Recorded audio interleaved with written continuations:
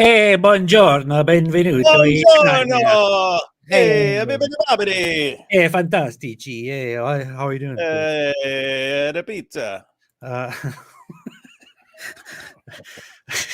pizza. Hey, did you know Italians don't have any sense of humor about that? I think so, yeah. My friend Paul, he's a guy who got arrested with us in Dearborn, but I went over to his house and he had there was like an Italian exchange student, but the Italian exchange student's family had come over to meet people in New York, and they were over at my friend Paul's house, and they didn't speak any English. They didn't speak any English at all. And so the son walks up to me, and Paul introduces, and I go, "Hey, a bibbidi bobbidi, a bobbidi boobidi," and I thought he was going to laugh, and he didn't. He just got like this. He just went like this. And I was like, "Oh darn, they got no sense of humor over in Italy, man." Oh boy. So they know. So okay, spaghetti good, bibbidi bobbidi bad. Bibbidi bobbidi, can't do that, man. Bibbidi bobbidi sounds pretty bad. Pretty bad. So, David, what's up? How you doing? Yo. How you doing? Good. How are you doing? I know it's good because I know all about Italy. I watched a bunch of Sopranos clips. Oh, that's good. That's good. At least somebody knows something. Then some people do something. Yeah. So recently, there is actually a clarification that I must make here. Now, it has been viral reported that Giorgia Meloni, Prime Minister of Italia, made some statements about Islam. She made some statements and she made some spaghetti. And made some spaghetti. And she said Islam is not compatible with the European values at all. And so they ate enough falafel, we ate the spaghetti. Yeah, that's pretty much what she said. But the thing is, as much as it went viral and became popular, it turns out that the video is actually an older video, which is originally from 2018. So it is from 2018. It is also very much reported that she has kind of toned down her whole, that's what tone and attitude since she became prime minister. She got elected, which is why some people are angry and are saying like she's all talk but no action and stuff like that. But nevertheless, she recently also met up with Netanyahu and condemned Hamas and said we must fight, and they are terrorists and we are different. We support Israel's right to defend themselves and all of that. While she also made a statement saying that we should not fall into Hamas's trap and turn this into an inter-civilizational war and something like that, which Hamas might want to cause. So let us not do that, she said. However, in her speech, which we are about to watch, as a Canadian would say, she blasted Islam and said it's not compatible with our European values at all, and she specifically made a few comments about Sharia. Now, Sharia is a very controversial topic. Are you a scholar? Are you a scholar? What do you call a scholar of Sharia? Are you a scholar of Sharia? And it recently came up on Piers Morgan as well, several times, what Sharia is. And we want to look at her words on Sharia and Islam and see if she is qualified to make those statements. What her qualifications are. Prior to that, is there anything you want to say? Say it now or be silent. I'll just say, bibbidi bobbidi. That's fair enough. Yeah. Nothing. That's pretty much it. That's okay. Yeah. Well, that was good enough. That was good enough. Yeah. Italian woman, eh? Yeah. So Giorgia Meloni, she is the leader of what is thought of as the far right party in Italy, or one of two far right parties. In fact, it is actually a successor of the. It is considered a neo-fascist party, because the party, which is called Brothers of Italy or Brotherhood of Italy, is continues in a line of the party that Benito Mussolini in the Second World War was leading, which was the actual fascist party. However, they have become very different, and they don't have real like fascist viewpoints anymore. They're just quite hard conservative. So Fratelli that's her. d'Italia. That's her on the screen. That's Giorgini Scalapini.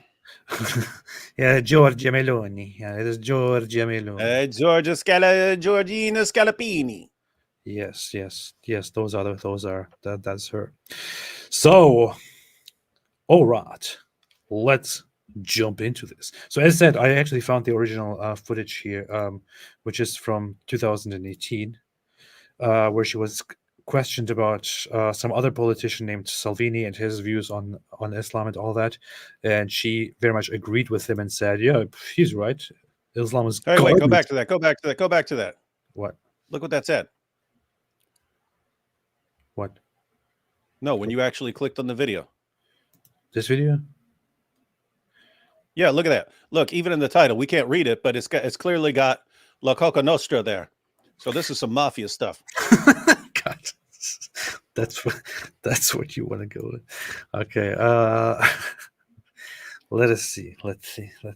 Io penso che ci sia un problema di compatibilità tra la cultura islamica o certa interpretazione della cultura islamica e i diritti e i valori della nostra civiltà. A me non sfugge che la gran parte dei So there are problems. There is a problem of compatibility between Islamic culture or a certain interpretation of Islamic culture and the rights and values of our civilization, is what she says. So far, Where's Ben Affleck to destroy this woman? it's gross. It's racist. God. I diritti e i valori della nostra civiltà. A me non sfugge che la gran parte dei centri Cosa culturali no? islamici in Italia sono finanziati dall'Arabia Saudita, e l'Arabia Saudita è una nazione che a casa sua applica la Sharia. Isn't it so weird that Italian is so fast? It's like Spanish kind Yeah, of. why do they speak so fast? I don't know. Like the English subtitles can't even keep up. In Italia sono finanziati dall'Arabia Saudita, e l'Arabia Saudita è una nazione che a casa sua applica la I feel Sharia. like you'd have to slow it down to like 50% to be at a normal pace. Yeah. At least 75, yeah. Culturali islamici in Italia sono finanziati da... A me It non does not sfugge That's how I talk about the Villa Scalapini. A me non sfugge che la gran parte dei centri culturali islamici in Italia sono finanziati dall'Arabia Saudita. Oh, that's reasonable. See, Yeah. 7.75 speed. That's reasonable. Mhm. So she says, Yeah. it does not escape my mind that most of the Islamic cultural centers in Italy are financed by Saudi Arabia, and Dall'Arabia Saudita. L'Arabia Saudita è una nazione che a casa sua applica la Sharia. Saudi Arabia is a nation that at home applies Sharia. She says. Applica la Sharia, e Sharia significa lapidazione per l'adulterio. Sharia means lapidation for adultery. Lapidation means stoning, execution by stoning. So she's pointing out, according to Sharia, there is stoning for adultery, death penalty for apostasy, and death penalty for homosexuality. It's very, it's good that she actually mentions apostasy here, because this is not something that often comes up. It's not like people in the mainstream Western world, when they mention certain things about Islam, the problems, they often talk about women and homosexuality and this and that, but it's not always that apostasy is mentioned. So she specifically brings that up: stoning adulterers, death penalty for apostasy, death penalty for homosexuality. And worst of all, no gabagool there. Yeah. No gabagool in Islam. Yeah.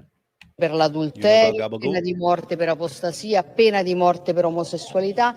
Credo che queste Pena di morte omosessuali or something. Yeah. questioni vadano poste, che non vuol dire generalizzare sull'Islam, vuol dire porre. See, she even, like, this is supposed to be the far right, the woman that everyone was scared of. Look what she's saying. I believe that these issues should be raised, which does not mean generalizing Islam, like generalizing. Now, what are your thoughts on that, David? Like, I wonder how hard it is for any, if you go back to like the founding fathers of the United States, even before Islam became such a huge issue as it is now, they had to deal with pirates and stuff back then, but they understood way more about Islam. I mean, they actually knew what it taught.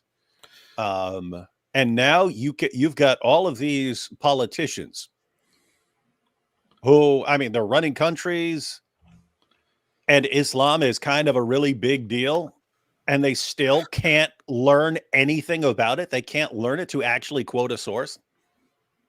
Like everything she was just saying, and she goes, and it's in their most trusted sources that Muhammad commanded his followers to kill apostates. That's an issue. Fortunately, many Muslims don't aren't enforcing this and so on. But that doesn't mean that it's not a problem. That it's not going to be an ongoing problem. Very, very simple to do, and no one will. It's like everyone just goes on what they heard, and if they heard that Islam is good, then they think it's good. And if they heard that there are some problems, they'll still, but this interpretation of Islam. But my goodness, guys, I mean, how freaking hard is it? You could sit down for 2 hours and know a lot more than pretty much any politician knows.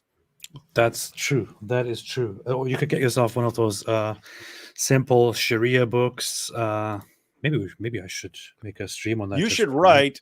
You should make like an introduction to Sharia for moron politicians and journalists. Call it that. Okay. Introduction to Sharia for moron politicians and journalists. I'll work on that. I'll start doing that. I'll do that. I'll do that soon.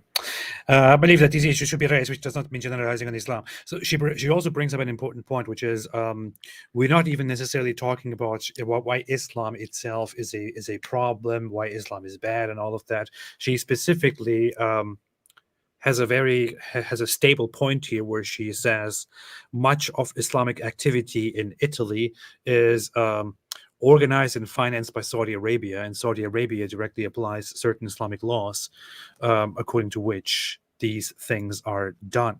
So if Saudi Arabia influences and steers where Islam goes in Europe and in Italy, then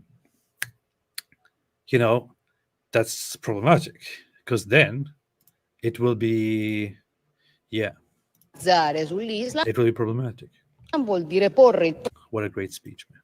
generalizzare sull'Islam vuol dire porre il problema che c'è in atto un processo di islamizzazione dell'Europa che Look, and here is an important thing that she says, which is often, if you say these words, you are often accused of being like a far-right racist, whatever, in Europe.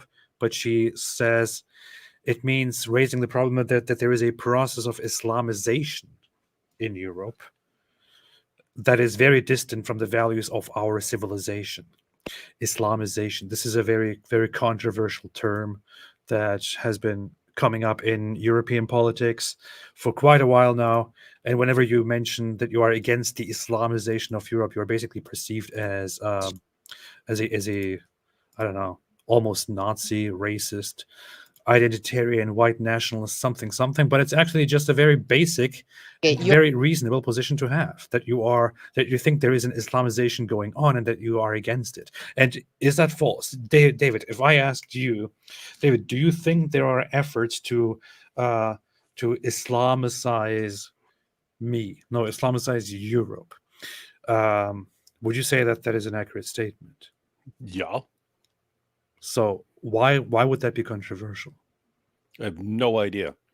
You could find about 1 trillion Muslims who would say exactly that. So that is a basic statement of fact.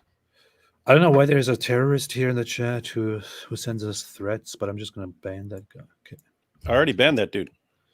I think he made another account to just come back and comment the same thing again. Oh, did he? Yeah. Yeah, he's a troll. He's been doing that for months, and it's. I mean, it would be one thing if he was sending legitimate threats. He posts the same comment over and over again from different accounts, and it's all about Hatun, and it's all about Hatun got stabbed in the face, and we've repeatedly ripped up the Quran in response. He doesn't seem to care, which leads me to think that the guy's a joke.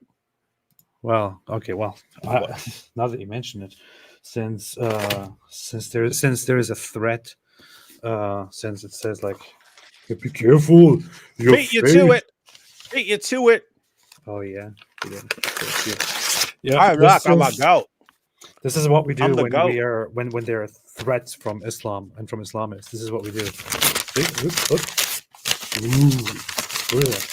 The Quran, the unholy, filthy Quran. This is what we do when you send threats and say horrible things about human lives and other people and disbelievers and all of that and whatever it is. When you do that, we do this. And I know this might be perceived as worse than actually going around and killing people by lots of Muslims, but It's maybe we worse should be than thankful. murder. We should be thankful that we are doing this instead of what you were doing. What in the world is this? David Wood made a super chat. Don't you have anything better to do? You're here on the show, just talk. Oh yeah, I could have just said it. Apologetics Roadshow said, with a $100 super chat, said there is no gabagool in Islam. Enough said. What's your problem with gabagools, man? I don't. What? The problem isn't with gabagool. The problem is not having gabagool. What's your problem with there not being gabagool? Gabagool over here. Oh, okay. People have done compilations of all this, the Sopranos clips about gabagool. I see. I've never watched Sopranos. I've never seen an actual episode. I saw part of one. I just seen a bunch of YouTube clips about gabagool and stuff. Oh, I see. Now I want to combine this here with something that recently came up, since Muslims have been going on Piers Morgan's show, and this Hizb ut-Tahrir guy who believes in establishing a global caliphate went on there, and Piers Morgan said that he just doesn't want to see Sharia because Sharia is bad. And then this guy tried. You're a Sharia scholar? And this guy was like, "Oh, Sharia is actually very, very nice." So let's see. Islamic system. Yeah, I didn't say I agree with it. I don't use words. You want full Sharia law for this country? For this country, I'm working for, our group works for Islam, the restoration of Islam in the Muslim world. But here, we work to uphold Islamic answer. values in our personal life and in the Muslim community. Do you want Sharia law here or not? I would love. You know what? You'd love it? No, I tell you what. In this last 2 months, one of the strangest things has been where people here have been looking at the people in Gaza, and they've been going and looking and reading the Quran, and they've been looking at it. He's talking about the TikTokers, some young people on TikTok doing some stuff for engagements. Who are, by the way, who are all doing it just because it became like a funny, like a cool thing to do, because you got all these moron protesters, and they found out that a bunch of teenagers who are starved for attention found out that if you want a lot of attention real quick, you just say, "Hey guys, I'm reading the." You know what's hilarious? This used to be a joke. This was a joke on 30 Rock, where the dumbest character on the show, Jenna Maroney, like she's the dumbest one on the show, and Liz Lemon, that's Tina Fey. She's looking at some write-up by her, and she goes, "Did you say your favorite book is the Quran?" She goes, "Yeah, I wanted to sound smart." But it was like a joke. It's a joke that some Westerner would say, "Hey, I love the Quran," just to get attention. That's funny. And then we see it happening. That's funny. But I mean, that's what it looks like, right? Look at this. Look at the situation here. It's these Muslims right now, and Muslim scholars. I mean, this guy is a scholar and a head of an Islamist organization which actually wants to establish a global caliphate. He is here like, look, you see, you might have your prejudices about Islam, but we are doing an impact. You see, a lot of people are currently reading the Quran and they are finding it amazing. Look, here is a demonstration of that. Hi guys. Well, I just looked at the Quran. I didn't even know that it exists. I didn't even know I didn't even know that it's a book, but I just I opened it and there were actual words in it. I can't read. Yeah, I'm looking at all these. Look at all these pretty squiggles. I look at all these pretty squiggles. That reminds me of when I would doodle in class instead of paying attention. I just like to doodle and stuff like this, and that's what the Quran looks like. So yeah, I think Muhammad's a great guy, and we should all support Hamas. You see, we are impacting the youth. You see these intelligent people. They are seeing the truth. We're making a difference. Like, by the way, that's what's funny. Notice when your claim about how great your religion is the dumbest people in the world, the people who've been programmed to crave attention. Those people are like, oh, look, the Quran. You see that it kind of, I don't know, that kind of tells me a bit about your religion. Yeah, it really undermines the idea that this is a very reasonable thing. Actually, I want to give you a little taste of stuff that I recently reviewed here. Here, so look at that. So I just read A Letter to America, and I will never look at life the same. I will never look at this country the same. I will never. Please read it. The Osama bin Laden's letter to America. That's her response to it. It's like, oh my God, like, it completely changed my mind. And then there's people like these. And it completely made me think, yeah, it's good they flew planes into those buildings because, you know. Now I get it. I wrote a wish I was letter. on a plane. Going to Yeah, I would. I want to go learn to fly a plane right now for that purpose. Yeah, I wish I was one of the passengers on that plane. I would have just looked at one of those I would have been fighters and cheering. said, I "Hey would have been guys, cheering. you're doing such a good job. I'm totally supporting you." And I wish everyone who was ever mean to me would be in that building when that plane crashes into it. Oh 'Cause my they gosh, deserve it. guys, can you imagine? Oh my God. Totally. a lot of people are. Totally. So I just need someone else to be feeling this too. These are the people that this guy's proud of, who are. You see, we're making a difference. Anytime you can influence the dumbest people in the entire Western civilization, you know that you're on the hawk. The hawk. The hawk and the hikmah. We got the hawk and the hikmah. Yeah. I'd invite you and your audience to do that. Just to I clarify. would do that. And Just they, clarify, and you would they like are Sharia not- law here? And they are not convinced by these Doctor. neocon Would you like Sharia Islamophobic law here? tropes and caricatures of Islam. Don't you find it funny how this guy just doesn't want to actually answer the question? Like, he's asked about whether he wants Sharia in the UK or not. He doesn't want to answer the question. He just evades it. We know the answer. Pierce knows the answer. He just wants his viewers to know the answer. Yeah. But that guy will not say it, because if you say it, then what will all the people say? And what will happen to me? Maybe I will get in trouble with the law. That's the thing. Well, here's more. This morning I read Letter to America, which is Osama bin Laden's letter to America explaining why he attacked Americans.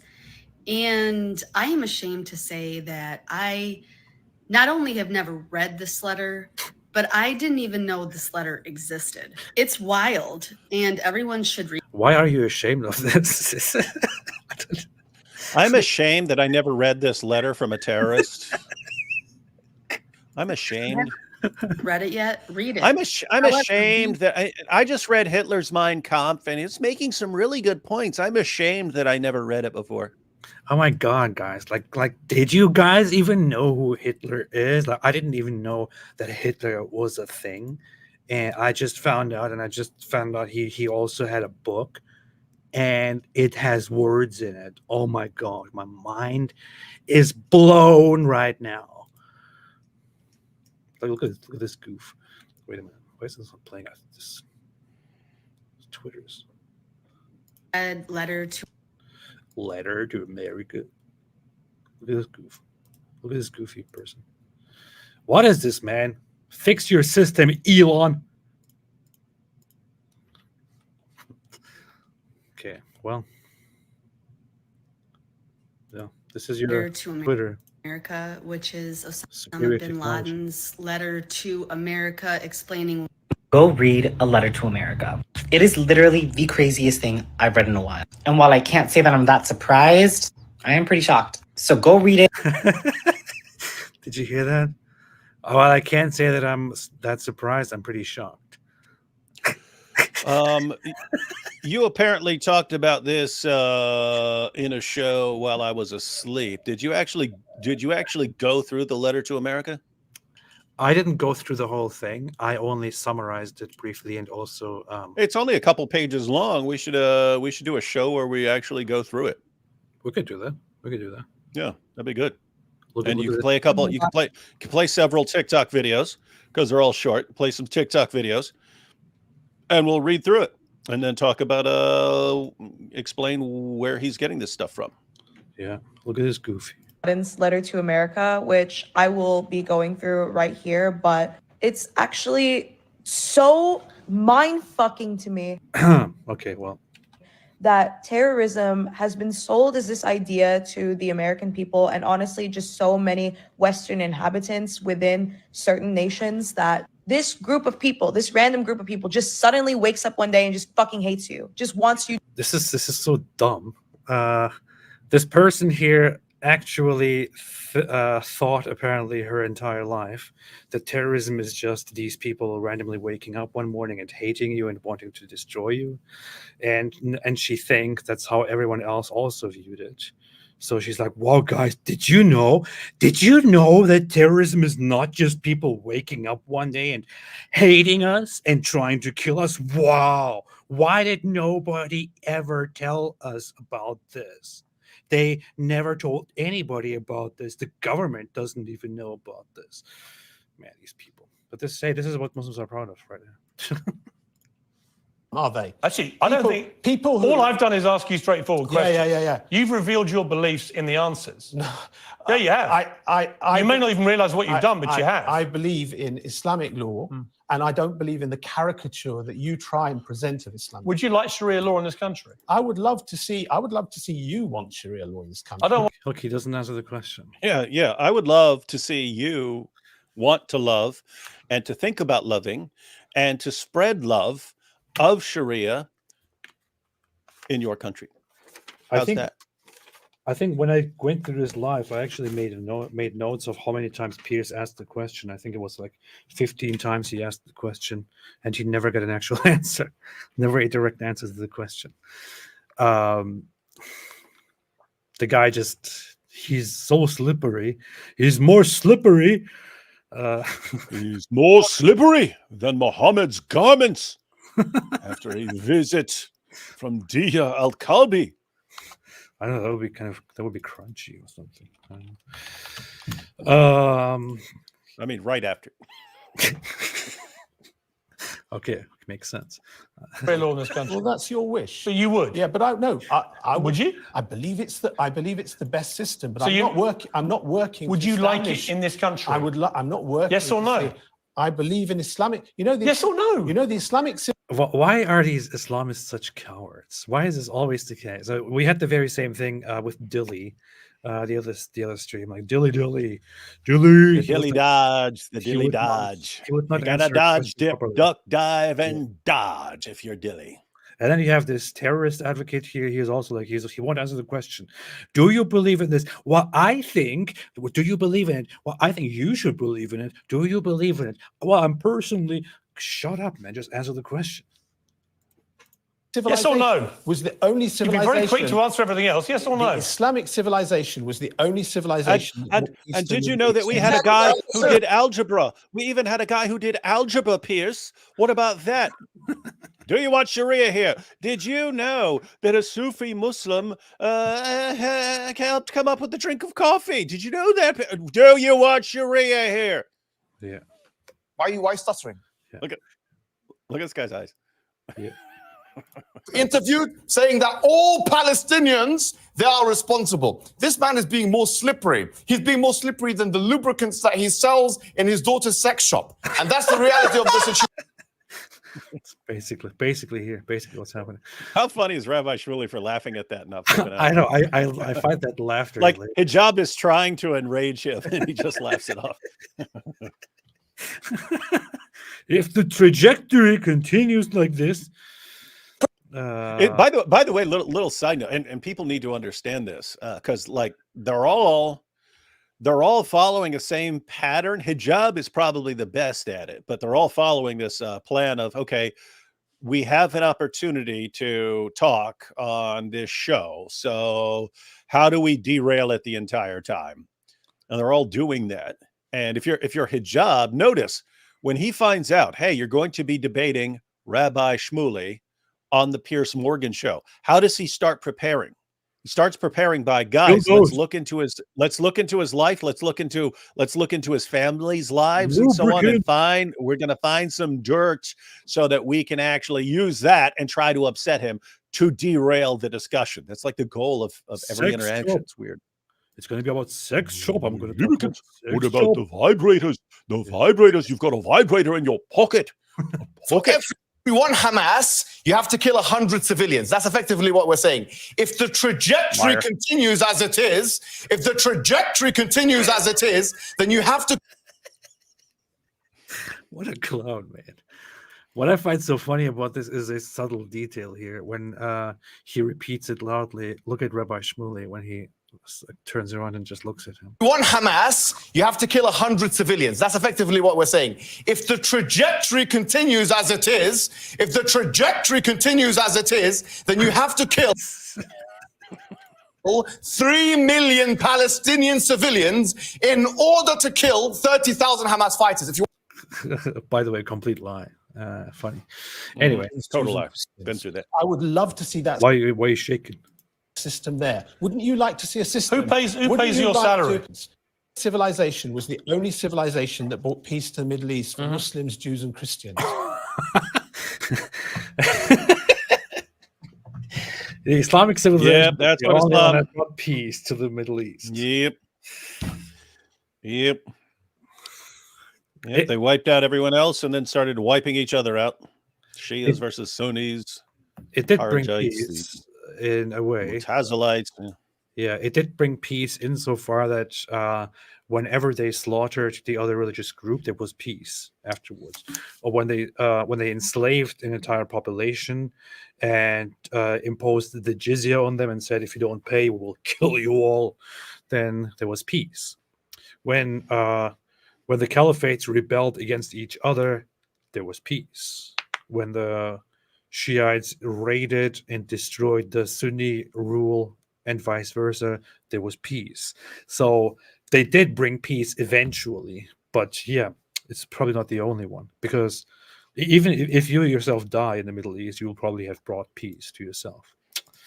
I would notice following this approach, I mean, if Hitler had succeeded in conquering the world and slaughtering everyone who disagreed with him, then it would have been peace. See? Exactly. See? You see? There it is again. Hitler. See?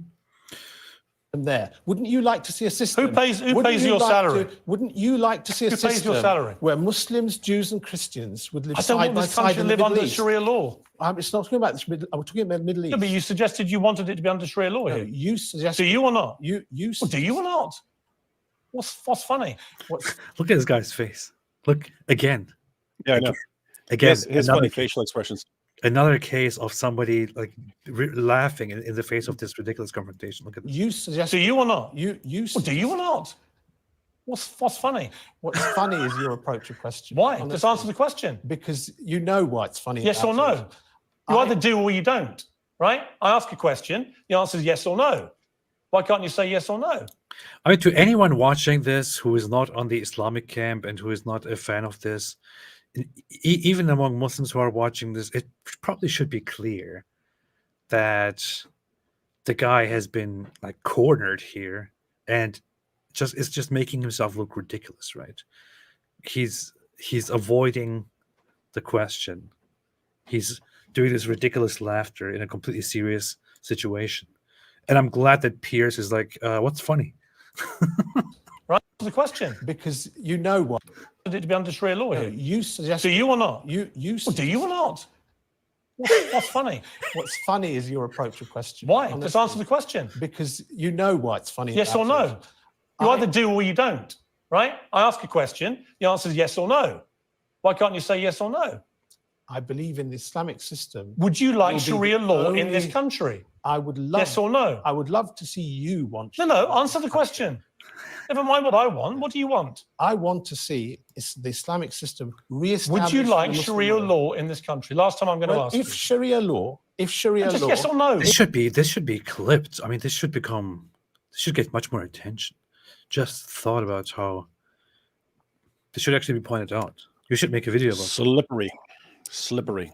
And then you should include Muhammad Hijab saying, "This man is more slippery." Yeah. If Sharia law means upholding, Yeah, you should do that. Means looking after the poor. Means no gays, looking no after the feminists, poor. i.e. women who get above themselves, That's your right? caricature. No, that's your I know what Sharia law was. Is that caricature? Is it a caricature? Okay, so let's talk about this, David. So, what was mentioned by both Giorgia Meloni and the Prime Minister of Italy, and by Piers Morgan here so far were several issues. One of those was women. Right, women being oppressed and subjugated, also came up in the Daily discussion. The other thing was homosexuality.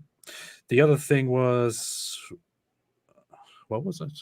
Apostasy, death for apostasy, and then just oppression in general, like no free speech, for example. Let's say no free speech, no religious tolerance, and all of that. So if I say, hey guys, I'm against Sharia. Yes, I'm against Sharia.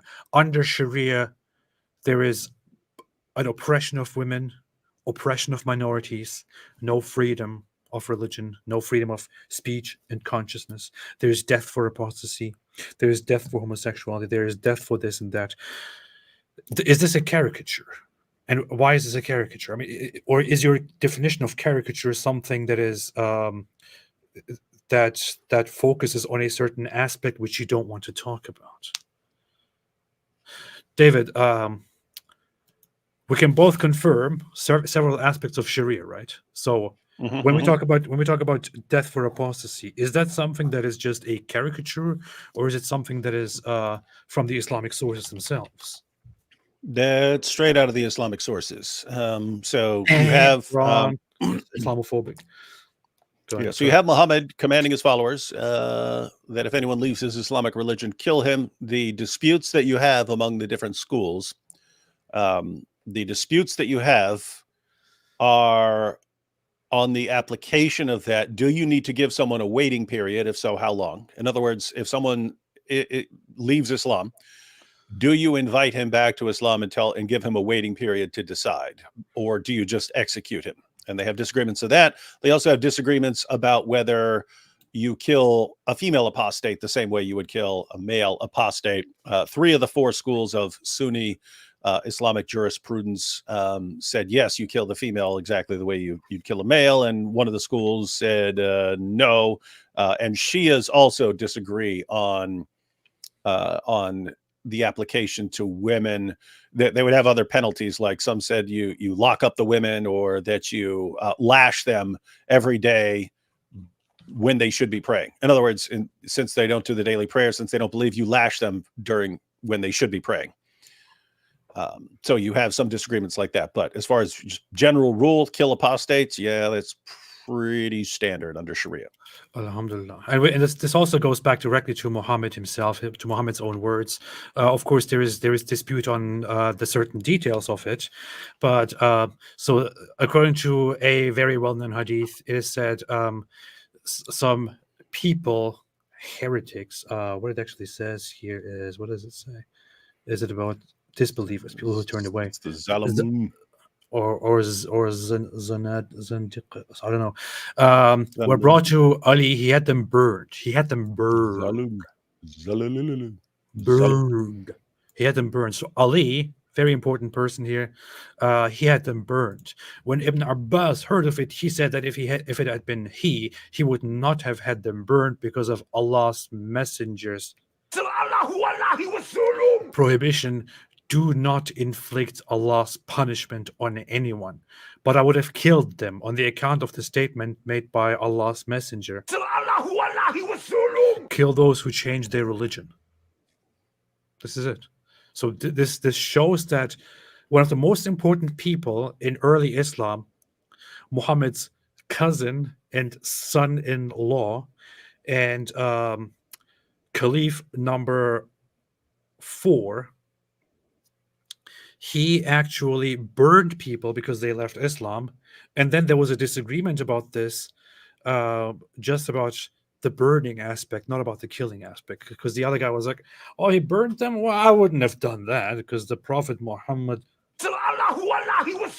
said, don't punish with Allah's punishment. So, if they came to me, I would have just killed them. That's it. That's it."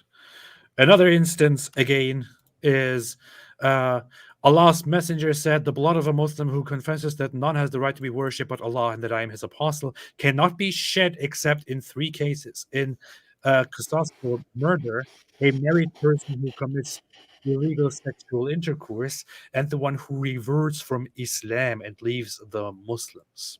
So in retaliation for murder, for sexual intercourse, and for leaving Islam. Authorized by Muhammad, abundantly authenticated, reported. And here another example again, about a man who embraced Islam, then turned to Judaism. "I shall not sit down until he is killed. That is the command of Allah and his messenger, and he gave an order that he must be killed, and so he was."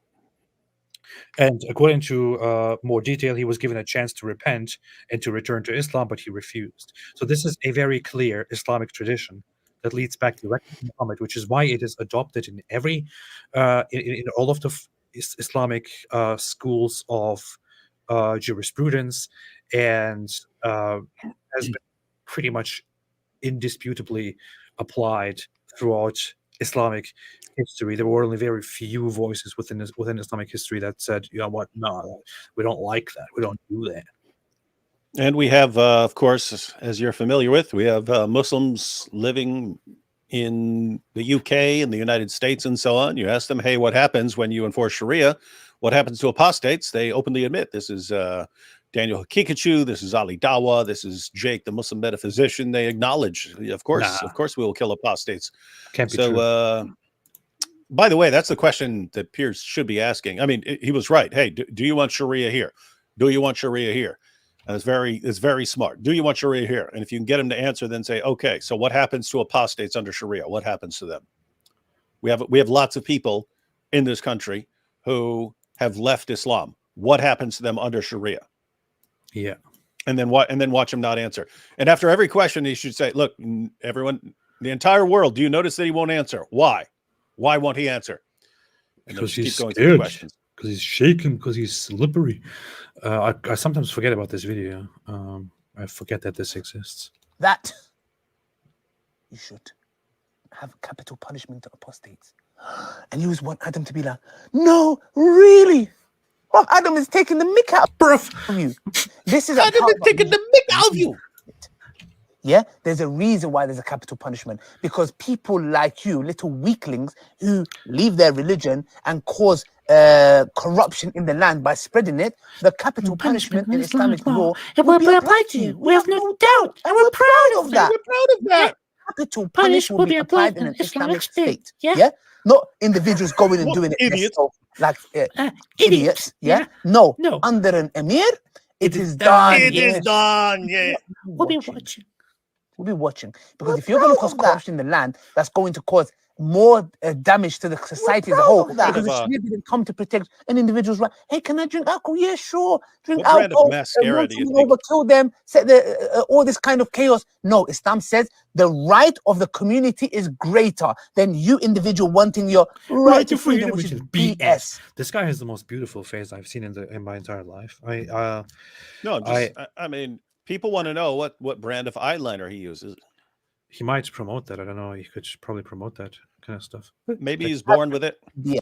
Maybe it's Maybelline. He just backfired on you. Yeah. Don't get me started. So he just backfired on you. He just backfired on you.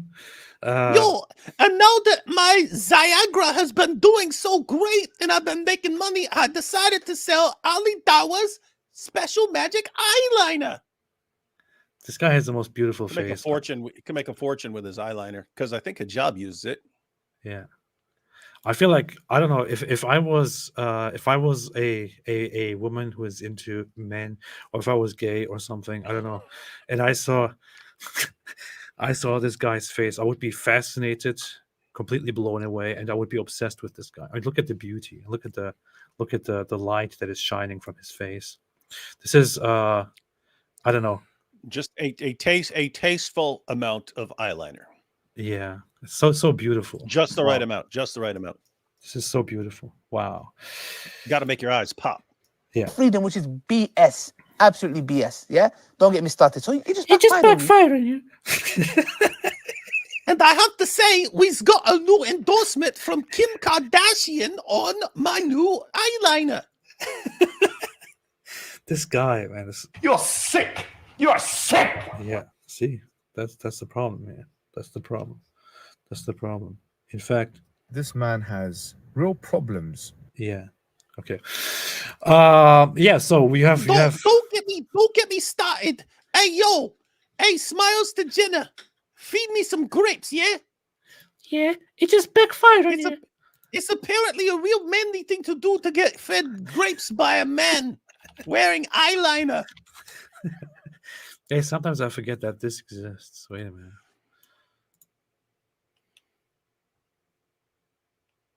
Sometimes I forget. We'll be watching. Oh, that's a jam, man. We'll be watching.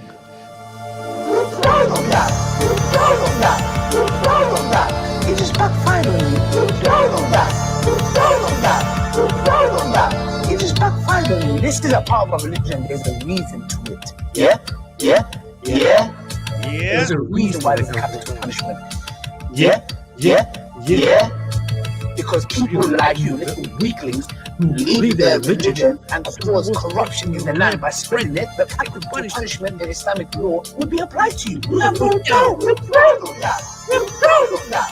We're proud of that. It just backfired on you. We're proud of that. We're proud of that. We're proud of that. And we're proud of that. Yeah. Capital punishment will be applied in an Islamic state. Yeah. This is so good. It's the best song ever. That's what they call a banger. Why didn't this reach like the #1 charts or something in America or somewhere else? I don't know. This is amazing. Anyway, yeah. Why do so many women become Muslim these days? Why do Because they so want to many be women in the oppressed. West? Is that what you're going to tell me? No. Why do so many? Because they want to be. Because they want to be oppressed. This is the part that enraged the Muslims, and they were like, "How dare he say that? How dare he insult us? How dare he say women are oppressed in Islam?" Although he's not even suggesting, he's not even directly saying that women are oppressed. He's just saying they choose to be oppressed. Is that what you're going to tell me? So I guess that implies that there is an oppression taking place. But still, No, it's no mystery why there are women who convert to Islam. It's always one of two things, either or a combination of the two. They either believe the lies of some Dawah guys who tell them, "Oh yes, look how you're treated under Islam. Oh, Muhammad he liberated women." They either fall for that stuff or they fall in love with a Muslim guy. That's it. That's 98% of the time. It's one of those two things. Alhamdulillah, it's powerful stuff. Be oppressed. Women in the world become Muslim these days. You tell me. Well, you better ask them. Well, why don't you tell me what you think? They seem to find it something that attracts them, Islam. Really? Yeah. Okay. Yeah. Many Muslim women dude. in the West become. Yeah, well, lots of women. Like when you go outside, you walk through the streets of the UK, of America. You see it everywhere. Like wherever you go, you always see a woman who just converted to Islam. In fact, you might never ever encounter one, but they are there. I promise. I promise they are there. They exist. This is such a weak point. This is like trying to make an argument by just asking a question and not giving any reasoning, any argument at all. A question like this is not an argument. The real question: how many well-informed women convert to Islam? I don't know of any. And why exactly do they? Let's analyze their reasoning. Yeah, let's analyze it. Muslim, and for some reason they seem to like the fact that it's. Do you work with women doctors? Yes, I do. And how do they feel about your views on this? I keep a very strict line. Do they know what your views are? Pierce has had enough of this conversation at this point. They watch this. What do they think? I'm going to be surprised. Some of them will know, some of them will not know. Okay. Some of them will know, some of them will not know. Okay. Doctor, thank you for coming in. I appreciate it. You've been enlightening with your responses. You may not realize quite how enlightening, but you might find out. Here's burn them up there. I appreciate you coming in. Thank you. You're welcome. Man. This is amazing. This is amazing.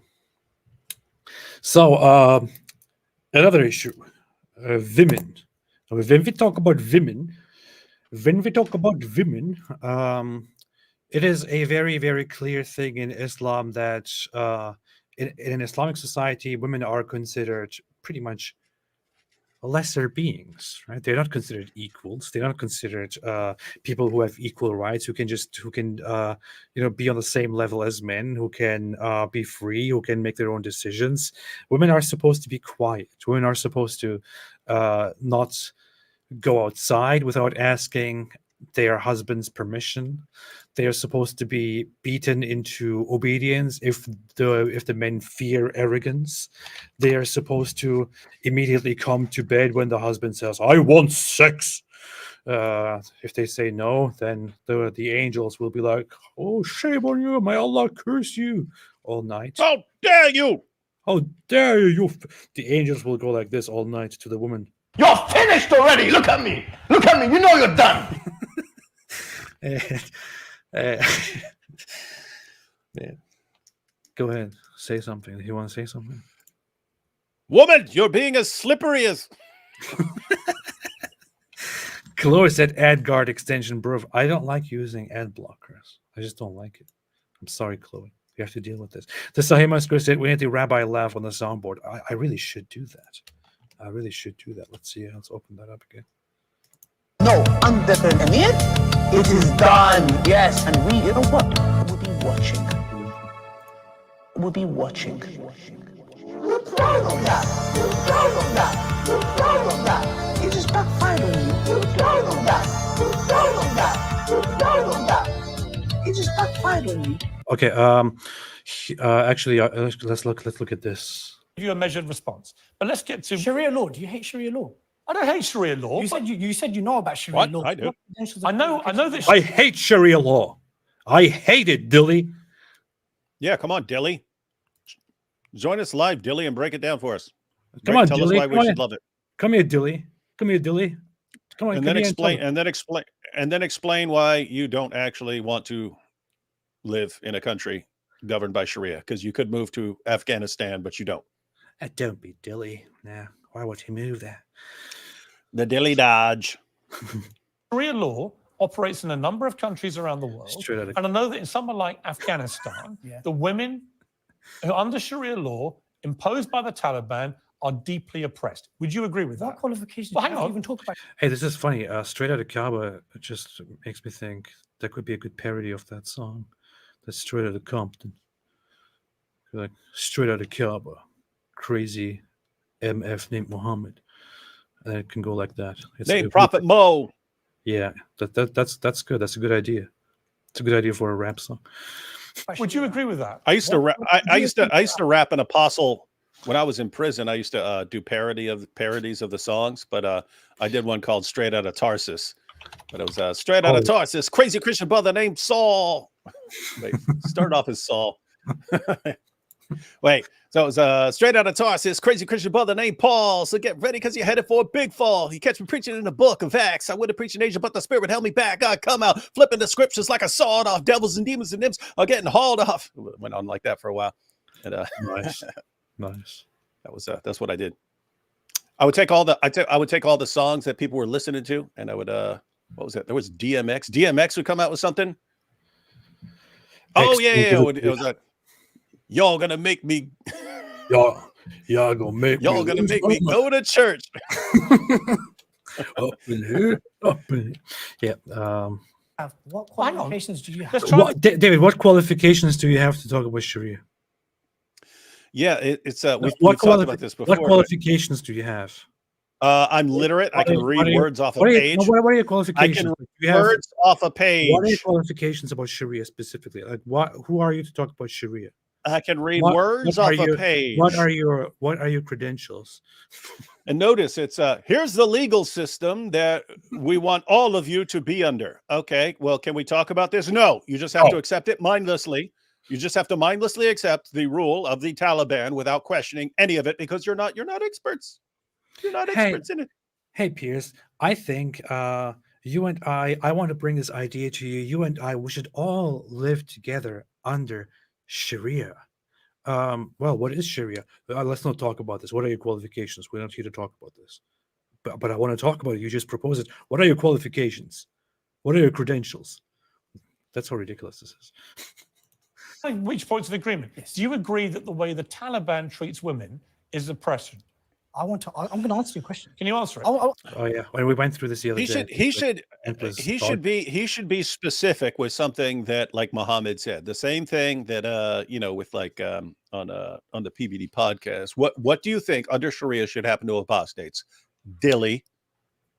What do you think if I convert to Islam in an Islamic state, if I convert to Islam and then I leave Islam, I say I abandon this stupid religion, what happens? Tell me, what do you think should happen? Well, you're not an expert. No, I'm asking you. I'm asking you what happens. How dare you abandon this stupid religion? How dare you? You should be executed. Let's get. I believe that the punishment for apostasy in a correct Islamic state is death. I believe that that's the correct. Let me finish. Let me just respond, sir. I believe that that is the correct punishment, which has been revealed by God, both in the Quran and the Bible. Do you believe I should be killed today? And I answered you, sir. Yes or no? I answered you. Yes or no? I answered you. I think you said yes. You want me to answer? I said. Yeah, you answered. In a proper Islamic jurisdiction, an Islamic nation, all of the laws of Islam and the Sharia, as revealed by God, should be applied. So if we were in that kind of state, would you do it? Including I'm not the one that with proper due process, with a proper court hearing, just like any nation of laws, the laws of the Sharia should be applied, including the death penalty for not only apostates but also blasphemers. You see, is this a caricature? Is this a caricature? And he's like, no. I mean, don't worry. It's not just a death for apostasy. It's death for apostasy after due process. Just like. When you steal something here, for example, you will get in trouble with the law, and they will have to, there will be due process, and you will be found guilty, and then you will have to pay a fine or something. I don't know. And just like that, same thing, just like that under Sharia, which we are advocating for. If you leave the religion, that means if you decide, you know what, I don't believe in this anymore, yeah, you'll be killed. What's the problem? What's the big deal? Sharia is beautiful. You didn't answer me, yes or no? So when you ask these guys, we did answer. Yeah, I believe. Yes, when you ask these guys, they say it very clearly. It is death for apostasy, which is why actually I really hope that one day Daniel Kikiju can go on to Piers Morgan's show. Like I want him to go on Piers Morgan's show more than I want Piers Morgan to invite me. I would go there and I would like to talk about everything that. Someone message Piers and say, hey, there's a guy. Say, hey, there's a guy. We don't know what sort of no-fly list this guy's on, so we don't know if he can travel over there. But yeah, you need to get this guy on there, and he'll give you some answers that good friend Dilly Hussein is too much of a coward to answer. Well. That's definitely and because I know Piers Morgan will not give the stupid responses that Patrick Bet-David and others probably gave, and where they ignored the horrible things that these guys were saying. If he goes on to Piers Morgan and actually argues that apostates. But what would happen if Dylan Mulvaney walked into your mosque? Okay, guys, I get it. You want to kill apostates and all that, but can we talk about Dylan Mulvaney now? Of course, man, trending. Got to talk about it. So anyway, Giorgia Meloni said. Noi siamo, per la difesa della bellezza del territorio, per cui il tema non è per me quello di un condono, il tema può essere quello di un piano imponente di. She said piano. This is what she said. So Giorgia Meloni said that, and this is why we need to talk about this. She also gave Netanyahu a hug. big hug. This is, of course, a big problem for Islam. Why can't I hear this? There's not even sound here. I can't hear this video. Wow, this is bad. What kind of a news channel is this? Why is there no sound on this video? Wow, this is amazing. Amazing stuff. All Indian news channels. Prime Minister Meloni, Georgia, thank you for coming here. Thanks for standing with Israel. Finally, Well, some English. Something better than standing with Israel. It's standing in Israel. So we welcome you for coming here. This is a time, our darkest hour. We have to defeat this barbarism. This is a battle between the forces of civilization and really monstrous barbarians who murdered, mutilated, raped, beheaded. Oh no, he called all non-Israelis animals and barbarians and savages. Oh no, did you hear that? Oh no. That's how this was twisted, by the way. Burnt innocent people, babies, grandmothers. This is a test of civilization, and we will win. And we expect all the countries that lined up to fight ISIS to line up and fight Hamas, because Hamas is the new ISIS. So thank you for coming here. Thank you, Prime Minister. I'm happy of being here. I thought it was very important to come personally to bring the solidarity of the Italian government and the Italian people. And isn't it funny how she sounds completely different in English? Sounds like a completely different person. Government and in English, she sounds like she's been smoking for 30 years or something. Look at that. Riqualificazione del nostro tessuto urbano significa sostituzione edilizia, significa demolizione e ricostruzione con la... What happened to her voice? Images were incredible about what happened 2 weeks ago.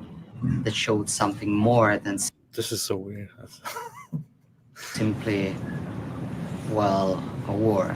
They showed somebody who wants to cancel Jewish people from this region, and it is up to anti-Semitism, and that's something that we have to fight yesterday. She's one of the few people who actually acknowledge it. That these guys are there to get rid of Jews altogether. That this is an extermination attempt. And today, so we defend the right of Israel existing, of defending itself, security. That sounds more like her. If I put it on 1.5 speed. For its people and Accordo dei proprietari e facendo anche camminare l'economia. No, it's totally different. What happened to her voice? What is that? What being elected does to you? It like ruins your voice. I think there is such a thing when you become prime minister, your voice changes. It's just like in puberty. Io direi che sarebbe sensato se vogliamo parlare di... we absolutely understand. Isn't that weird? It's like she's like, hey, I just got elected. Bibbidi bobbidi, gabagool, gabagool. And then like 3 years later, hello everyone. I'm here to condemn Hamas. Yes, I condemn them. I am your father. Don't exaggerate. Yeah. So, David, what is the solution? To what? Islam. Oh, everyone stop defending it and start criticizing it. It's that simple. It's so much simpler than people think. It's like, oh my goodness. Like the foundations of Islam, especially in the West, but really everywhere, have been built upon it's all lies, right? It's all lies. I don't mean there are things I disagree with. I mean flat out lies. The people who told these lies knew that they were lying when they came up with these things as reasons why everyone should be Muslims. You've got all of those reasons. You can destroy them. You can expose them and destroy them. But as fast as we expose those lies, we've got an endless array of morons in every position of power in the West defending Muhammad and the Quran. Just stop that, get out of the way, and let us wreck this ideology for the good of the world. It's pretty simple, pretty straightforward. It's called lettuce. Lettuce. Let us do this, and tomato. Yeah. Here is another thing from our dear friend, whom you can pay $100 to have a half-hour consultation about what to do with You should call him up. You should call him up and record. I know. I thought of doing that as well before. So he's talking about apostasy laws. Let's see. When Muslim exit from his religion as a murtadin, it must. Wait, who is this person? Why do they sound the same? I thought this was him speaking. They sound very much the same. Look at that. Who's this? Be killed. Can you please clarify this? Show me one country in the world. They sound the same. They sound the same. Can you please clarify this? You think all non-Turkish people sound the same? They do. World that implements this law of apostasy. Yes. So let's assume there are 3 or 4 countries. In Indonesia, is this law applicable? No. Okay. How many people exit Islam? Let's say, let's say a few millions. But this is not true. Yeah. A lot of people exit Islam. It's a tsunami. It's an avalanche. It's an avalanche. Not even hundreds of thousands. Yes. There are no one who knows Islam and would leave Islam, though there is no capital punishment for it. There is no imprisonment because you heard that, right? What? Nobody knows Islam and then leaves Islam. It never happens. Never happened. Never happened. It is something natural. Those who accept Islam never leave it. And those who claim to be ex-Muslims and they are very vocal isn't this a lie? I mean, these are like dogs that bark. He just called us dogs that bark. People who claim to be ex-Muslim. Hey, Abu Bakr had to fight the apostate wars. Yeah, yeah. I mean, his own scribes who learned the Quran, hearing his voice, from hearing Muhammad's voice. Muhammad's own scribes left Islam. No one ever leaves Islam. I have to show you something funny though, because this is very funny. I have to show you this. So let's watch this video. Let's finish this video here, and then I have to show you something else. Are very vocal or loud. These are like dogs that bark. Only bark and no bite. Okay. So alhamdulillah, the law is there. Anyone who accepts Islam wholeheartedly and then rejects it and commits an act of apostasy, he, in Islamic Sharia law, he is given an ultimatum to repent and to retract his actions and what he said. In certain period. Yeah. If he refuses, then the Muslim judge rules with other 2 judges that they spoke to him, that they gave him a chance, and he refused. And they take this verdict to the Muslim ruler, and the Muslim ruler offers the ruling whether to be executed or not. The Muslim ruler. But hey, look at this part. I have to show you something funny here. Now look what he says here first. But this is not true.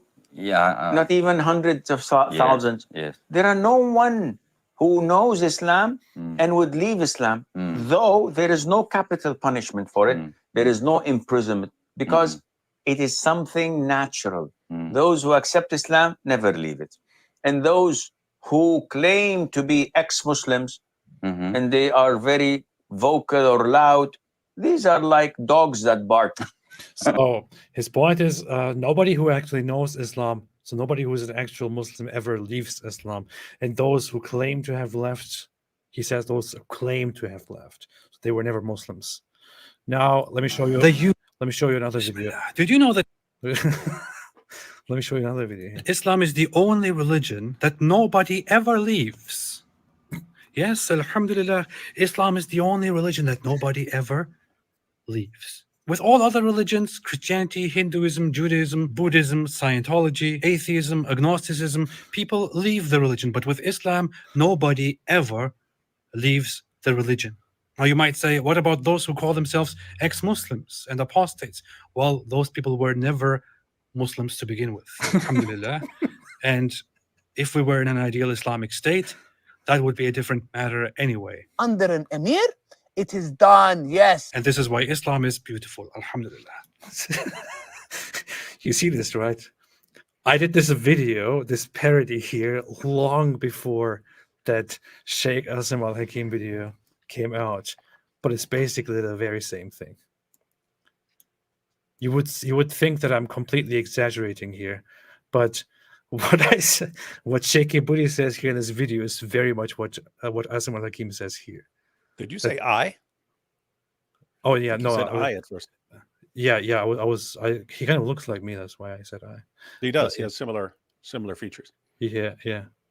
But he's got a totally different beard. He's got a totally different beard. So, and he dresses differently right? too. You see, it's the same thing. Sheikh Budi said exactly what Sheikh Asim al-Hakim said. It's not even funny anymore. No, Man. in fact, you could do videos. Well, you could have Sheikh Budi do videos where all he does is quote Sheikh Asim al-Hakim, and people would think you're doing like some ridiculous parody. Yeah. You're actually just quoting him. I thought of making Sheikh Budi say those things like the jinns possess you by falling in love with you. Like sometimes they see a woman walk outside with makeup on, and then they see her and they fall in love with her and they possess her. Like in that one video that we once watched. I thought I should quote that and act like I'm just making it up, although it's a completely true, real video. Now this guy says nobody leaves Islam, right? But we know that's not true. Because no, it is true. They don't leave Islam. Islam leaves them. Alhamdulillah. Of our society. Now here. And notice he's pointing, he's claiming, no one who knows Islam. What was that guy, Asadullah Ali? He was saying that there are people like in madrasa, and they're leading the prayers, and he said that it's people who've memorized the Quran, and they're actually apostates. So yeah, it's interesting that even they don't know Islam. Let's see if I can find that clip here. Oh yeah, there it is. The last couple of years, I've been attending a number of MSAs and youth organizations, and some of the things that the Muslim youth approach me with have not only been shocking, but at the same time enlightening. So I wish show your face. Share some of those stories with you, and then we can go into the substance of this lecture. So one of the more shocking things that I am convinced that there is a possibility that Asadullah Ali here is actually a secret ex-Muslim, which is why he goes to a Muslim gathering here to basically talk about the ex-Muslim testimonies and tells Muslims that lots of informed people leave Islam secretly. Mm-hmm. That makes sense. Hey guys, I just want everyone to know that this is it's not just you. It's not just you. If you've left Islam and you're keeping up appearances and so on, that's everywhere. That's everywhere, ladies and gentlemen. I mean, I go into mosques to speak, and then I talk to people afterwards, and I find out there's not one actual believer in that entire place. I talk to them one at a time, and they all acknowledge they're ex-Muslims. They don't even believe this stuff. But when they're gathered together, they all pretend to be Muslims. This is everywhere. So come on, guys. Let's all just be honest. We're all ex-Muslims here. We don't believe this stuff, right? Come on. Right? Everyone. Look, close your eyes. Close your eyes, everyone. Everyone, close your eyes. Raise your hand if you don't actually believe in the most obvious false prophet in history. Alhamdulillah. All right, now look up. Look up. Every hand in the room is up, ladies and gentlemen. Every hand in the room. Now, was that so hard? Was that so hard? You're not going to be killed here. You're not going to be killed here. Pretty simple. It was very hard. Experience over the course of those years are the number of young boys and girls aged between 13 to 18 who have openly declared their apostasy to me. And I'm talking within the hundreds. Okay? However, at the same time, they have also declared to me that they are Hufad, they are Hafiz of the Quran. So people who memorize the Quran. This is a very great honor in Islam, a very great honor, a great source of pride. Yeah, they'll use it like the term doctor. They'll say Hafiz so and so. Yeah. This is a hugely honorable thing to have memorized the Quran, to be a Hafiz. And he says lots of people who memorize the Quran told me personally that they have left Islam. They are leading prayers to the masjid. Hey, AP. They're leading prayers. They're imams. Hey, you should go through their classes and actually memorize the Quran and call yourself Hafiz Apostate Prophet from now on. Why would I ever do that? Because super cool. I would never want to do that. I think Sam Solomon is a critic of Islam. I think he is. I don't know if he's a full Hafiz, but I know when I was around, every passage I bring up, he would spit it in Arabic. Nice. That's nice. Are engaged in madrasa, education, okay? And they are still leading that life while simultaneously declaring their apostasy. So this guy says that he has met Muslims during his touring of Muslims in the Muslim youth programs,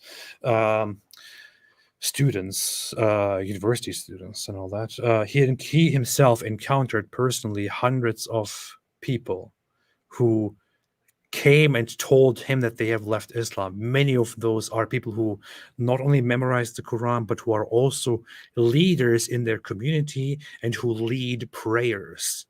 So leading prayers means you are in a congregation, you are at the front, and all of the other Muslims in the community pray behind you. They follow your guidance.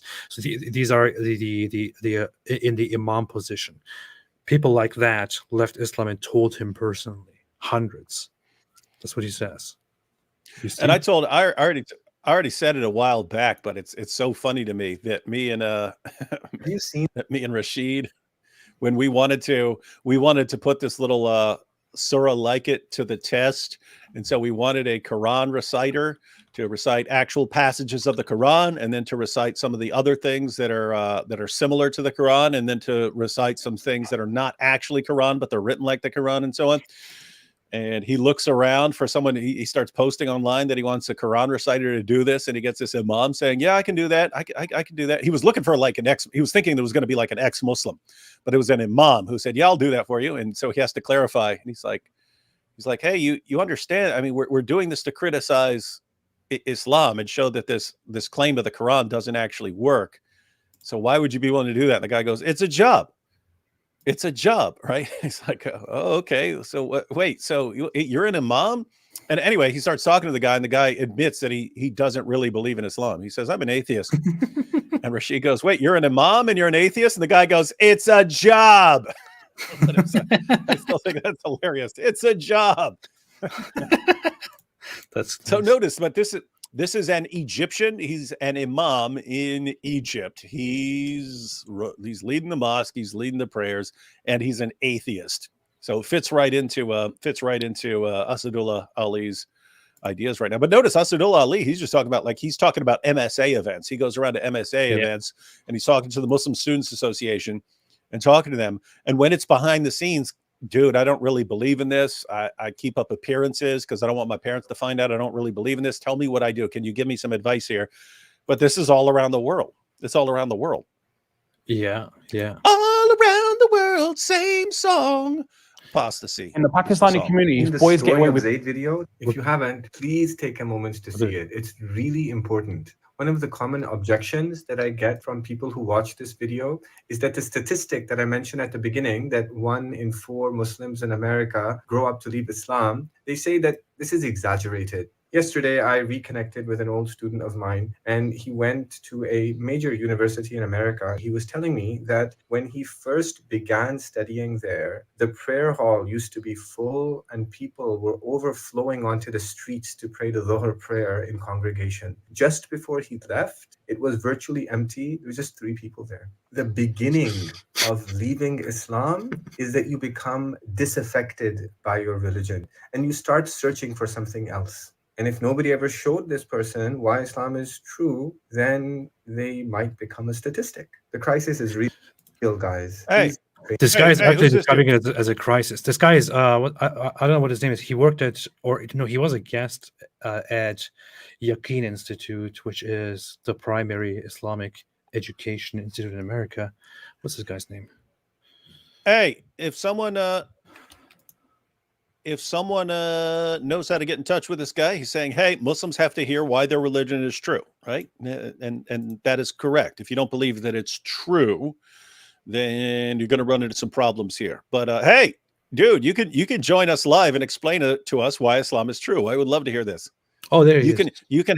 He can have access. You can have access to all Hamza. So Hamza, guys, contact Hamza Karamali and tell him he is welcome to join us live and explain to everyone who's watching why Islam is the truth. If it's on my channel, I'll even be nice. I'll give him 20, 30 minutes to make a presentation. He can make a 20 or 30-minute presentation, and then answer some questions for us.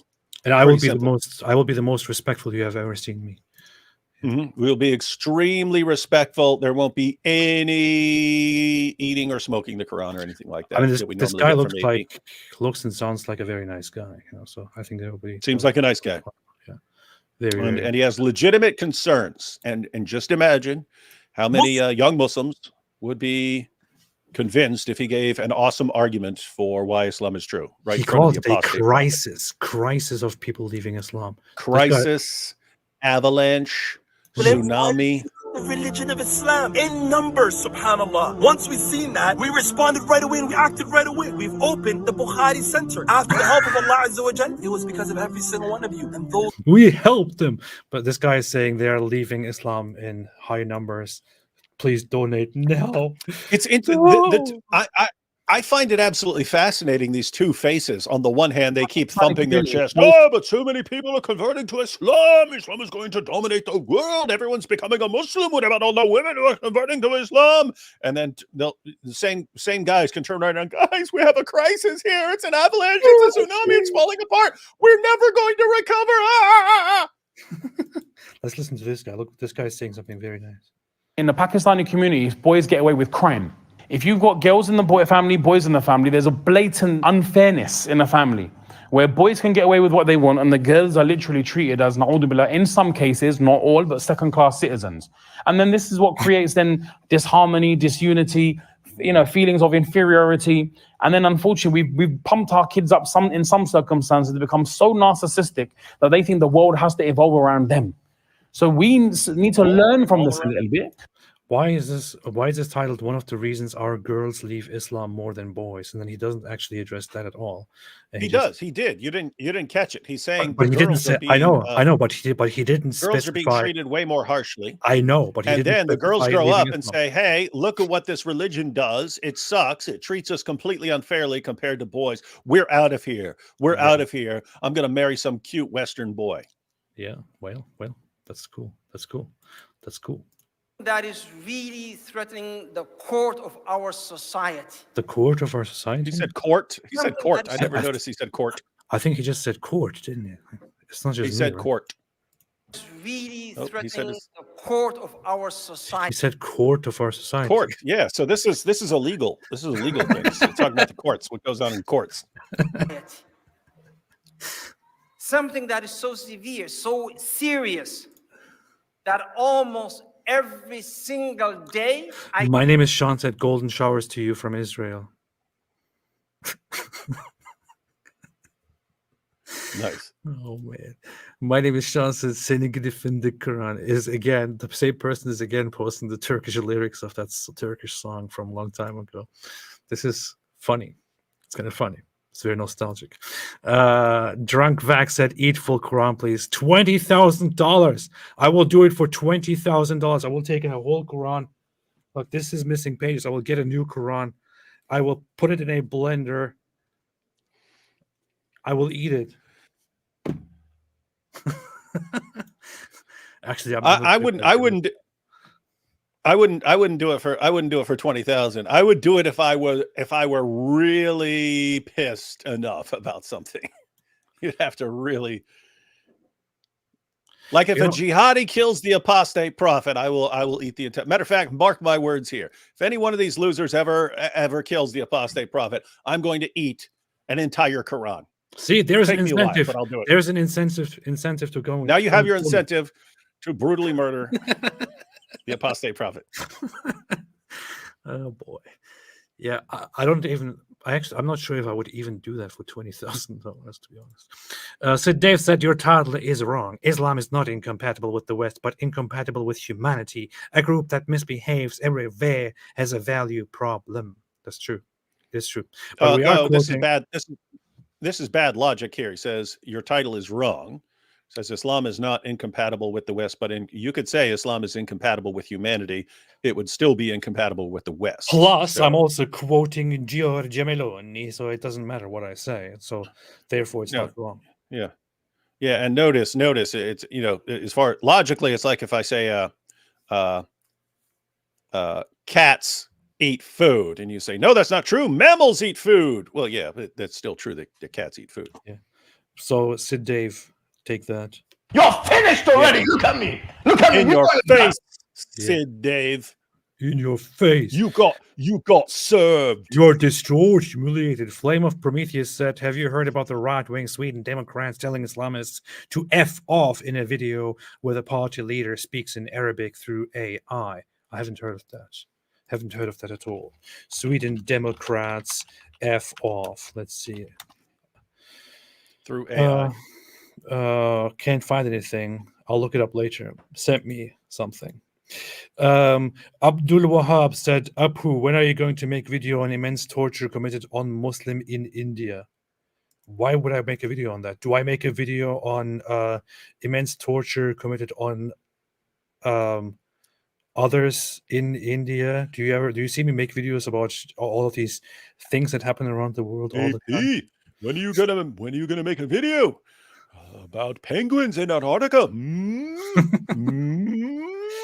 If you want to see me condemn that, if you want to see me condemn that, I commented on it previously quite a few times on Twitter and on YouTube, where I said no, that people are mistreated often in India, and that I can't grant this whole, Indians are or Hindus are being oppressed and everything otherwise is going totally well there. No, I know very well that there is a lot of oppression in India going on, especially in recent times, not only against Muslims but also against Christians, quite frequently. So that does not escape me. But why would I make a video on that? Uzair Jibril said on Jewish apologetics for AP, the Kuzari for David Wood, Mesilat Yesharim. There you have it. Oh, I think so. This is from several streams ago, and we were asking about Jewish apologetics and so on. Yeah. Hang on, the Kuzari was originally written in Arabic, describes how the king of the Khazars. I see. I'll make a note of that. I'll look that up. That's interesting. Because I actually asked that question back then. So Mesilat Yesharim. Ethical text composed by the influential rabbi, blah, blah, blah, in Amsterdam, earliest known manuscript, 1738, arranged as a dialogue. It's probably a wise man and a pious person. It's probably less significant than what he recommended to me. So, I don't know why. Stop being jealous. The Sahih Masker said, Glioci, sono le cinghiere. Buongiorno.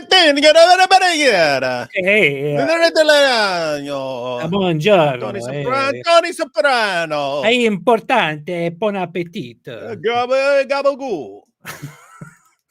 Chloe said, I've been Team IDF since October 7th, but a sniper recently offed 2 Christian ladies outside a church. Is this confirmed by Israel? IDF loses points for that. I'm not aware of it. I've seen that trending. Yeah, that would be certainly messed up. And I've seen them trying to educate their soldiers about being more careful about things. But So hopefully it didn't happen, but definitely a possibility. And you've got there's a reason Hamas jihadis hide themselves in those areas, because they know a soldier might end up taking out the wrong person.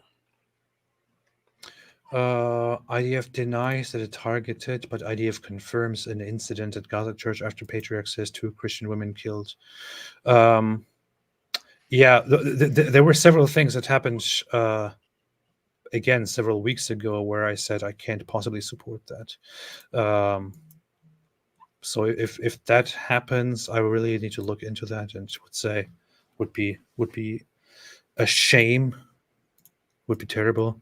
But then again, people often don't understand the circumstances of war.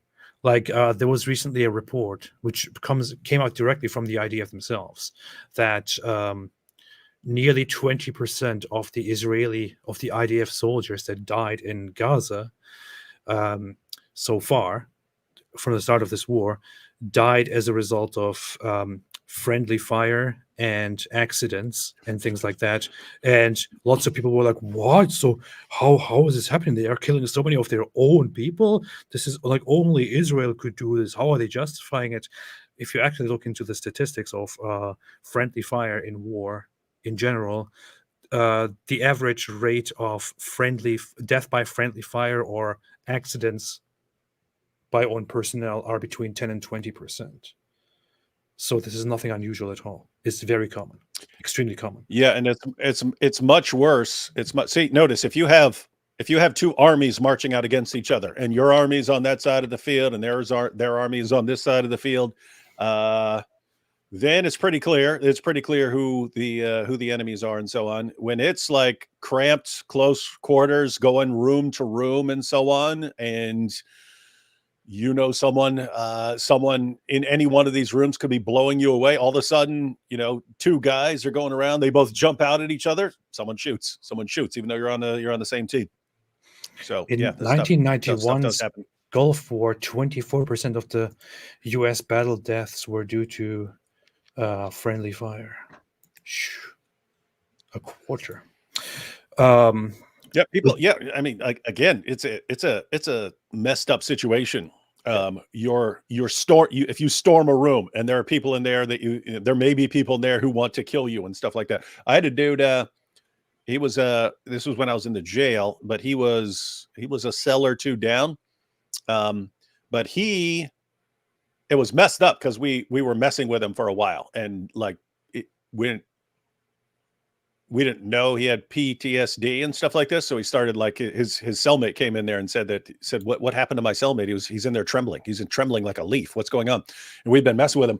Anyway, that's when we found out that this dude, he had been in, that was back in the day. So I think the first Iraq war, and it was a situation where he had to go into a house, and he said he would use his knife if it was going to be like real close stuff. So he's got like a pistol and a knife or something like this. And he said he goes in there and someone comes at him and he just blade right to the throat, and he looks and it was a kid. And anyway, he was still messed up over that years later. Yeah. Yes, Chloe, I agree. Peace be upon me said, Macaroni or panini, mois pedofilini. We are proud. Yes. Pedofilini. The pedofilini. Pedofilini. A giant meteor. Oh, a giant meteor just arrived. Said, Allah has revealed a large 3-topping pizza for $19.99. Thank you. There's a giant pizza from Allah. Allah's in the pizza. Pure Rock said, can you pardon the Quran? Would worlds collide? Would Africa approve if 1.8 billion people say it's good? I deal with it. What do you say, David? We make Quran lasagna. Hey, we should do a parody of that PewDiePie song about lasagna and do Quran lasagna. I was just thinking the same thing. Quran lasagna. All these jihadis going crying to the mamas. Quran lasagna. Shows us baking up some Quran lasagna. That's classic. That makes sense. Wallahi, some people have been calling me. Hey, it's my favorite. Me some emails. Brother, I have doubts. What doubts, man? What embarrassment is that? Why you have doubts? Why? Get the hell out of here! Get the hell out of here! And there's weak Muslims in the West sending me emails and this I'm losing my faith and I'm a Hafiz. I'm losing. Get the hell out! You are never a strong believer in the first place. You weakling. You're a weakling. Imagine that's your response to people doubting their religion and leaving. Like, shut up! How dare you? You weakling! I'm laughing because of the people coming up with the names for it. Karanya. Karanya, that's nice. Karanya and Karazanya. Yeah. But yeah, notice the difference between that other guy who's like, hey, we got a problem and that Muslims don't even know why they believe anything anymore. And that's a problem if they don't know why they believe. And then you've got Muhammad Hijab responding, hey, I have doubts, man. What doubts, man? You're never a real Muslim. Get out of here, you little weakling. Brother, I don't want to be a weakling, so I'll just... Hey, man, get the hell out of here. You're sitting there watching Netflix. Lose faith. I tell you, lose faith. It's better for you. What kind of Muslim are you? I'm just seeing how many of those sounds from that video alone I have on my soundboard. That you would find back home a young man Welcome to the club, or a Damien. young woman You are now a Zabuba. addressing their parents, their family, and telling them, I don't believe in Allah. I don't believe that Muhammad I don't believe that the Quran. Notice all he's saying. He's saying you won't find someone in our home countries who would say these things. Right. Because there would be massive consequences for them there. And he's saying, oh, but it's happening in the West. That's right, where people think it's safer to do so. But you still got the apostates across the Muslim world. Is going to become They just can't talk about it. a tsunami that is going to hit our community in such a way that we will have a very difficult time standing. So this guy is saying that the numbers of people leaving Islam is getting so bad, it is going to become an avalanche, a tsunami. A tsunami. It will destroy us. It will knock us down. We will not be able to stand against it. It will knock us over. This is what this guy is saying. But Damien became a member and also gifted a membership. Wow, fantastic. Fantastici. Buonevento. How do you say that again? Buonevento? Something, whatever. It will knock us over. It's gabagool. Gabagool. Oh, yeah. So Destiny did a 2.5-hour debate with Jink. With Chunk Yogurt. Jink. Did he? Trying to look if they're on the entire time. Yeah, they're on. Huh? What? Yeah. Let's see. Jenk eventually took his jacket off too. Are you serious? Oh no. What also happened, which actually you just told me before we were going live, is that a debate took place on Piers Morgan's show between Junk Uyghur and the Green Prince Musab Hassan Yusuf. Wow, he went against Destiny and Musab Hassan Yusuf. Yeah, he's apparently because he's trying to become president, and he was saying here when I am president. I'm laughing because Destiny picked a thumbnail where Chink's looking all crazy. Oh, he did. He would do that. Look, he doesn't. He has people who pick it for him. Look at Musab's face, by the way. I know. It's crazy. First of all, what was your response? You should be afraid of me. If I have to choose between Yank yogurt and a cup of yogurt, I choose the yogurt. At best estimate, 7,000 to 8,000, if you accept the IDF figures, have been. That means for this. I mean, if you're Israel, the propagandist for Israel that you had on, and first of all, here. With their crime, and their crime is not just any crime; it's a genocide. If they get away with their crime, what will they do tomorrow? They have to be punished and they have to be held accountable. All the calling for ceasefire, those are the people who want to give a lifeline to Hamas. And this is not acceptable. He's so intense. He's like the most intense person on the planet, right? But imagine, I know he's the son of one of the co-founders of Hamas, who was notoriously known to be arrested again and again and again. He spent most of his life that he knew him, like, after the whole Hamas thing, in prison or in jails. He was inside Hamas. I guess that messes you up somehow. I don't know. Yeah. No, it affects your brain. So in other words, his brain gets formed in a certain way throughout his life. And then he can, leave Islam, starts really liking Jesus and so on, becomes a champion of Israel, but he is still wired to be absolutely brutal. Yeah. And but my goodness, look at his face. Look at his face the entire. Yeah, he's like, don't talk to me.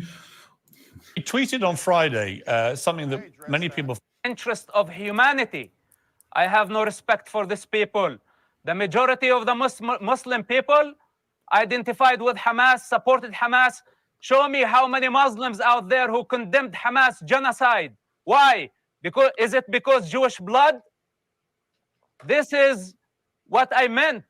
That the Muslims, as long as they give Hamas cover, I have no respect for them.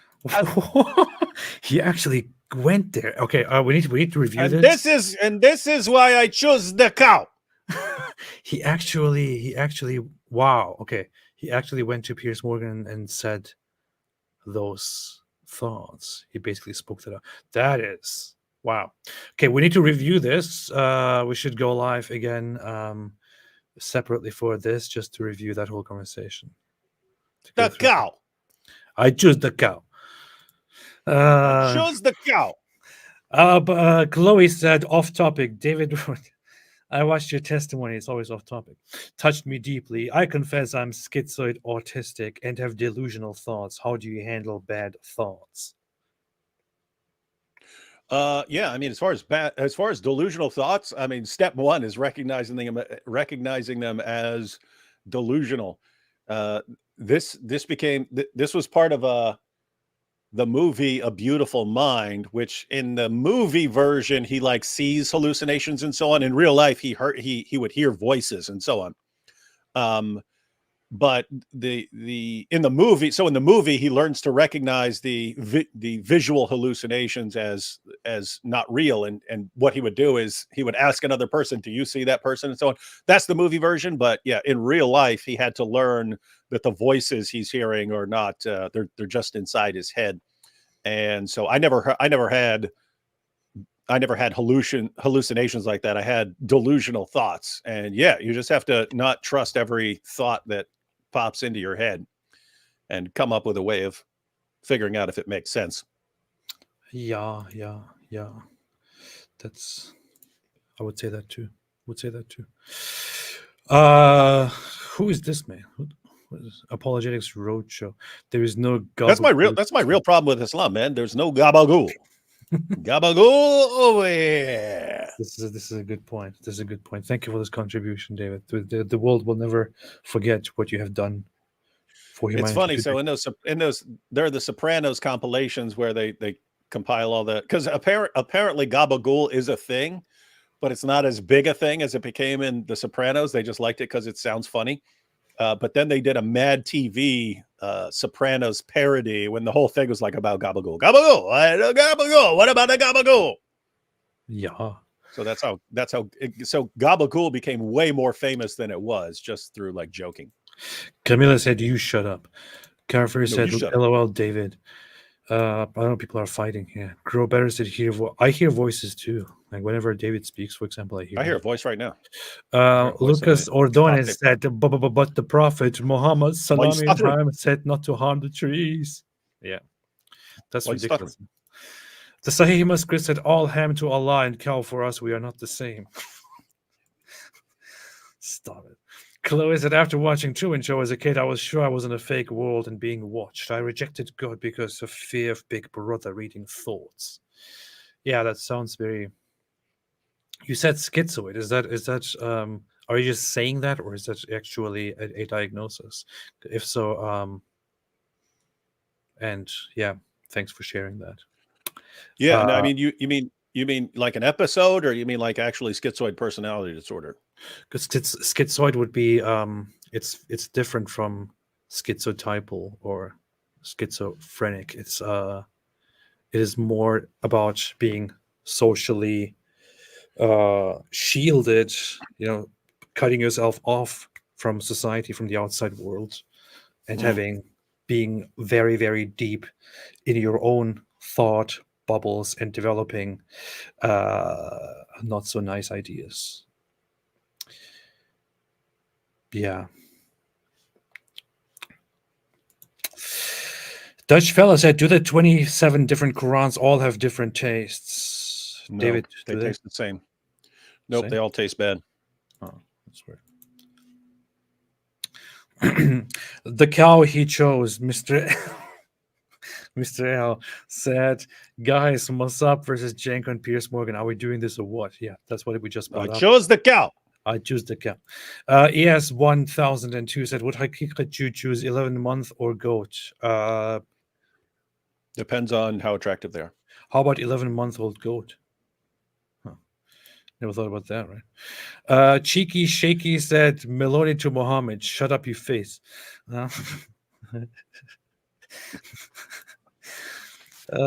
Chloe said, AP, I can sadly confirm what this scholar says. I see in a video of a young boy converting to Islam at pro-Palestine march. His dad joined to atheist fools. Pro-Palestine.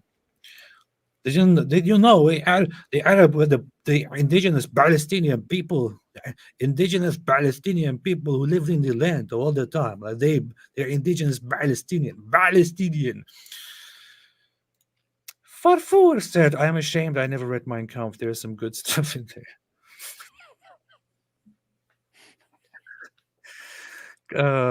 People are going to take this seriously.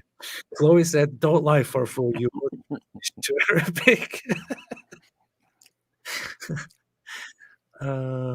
Chloe is one of my favorites now, my new favorites here.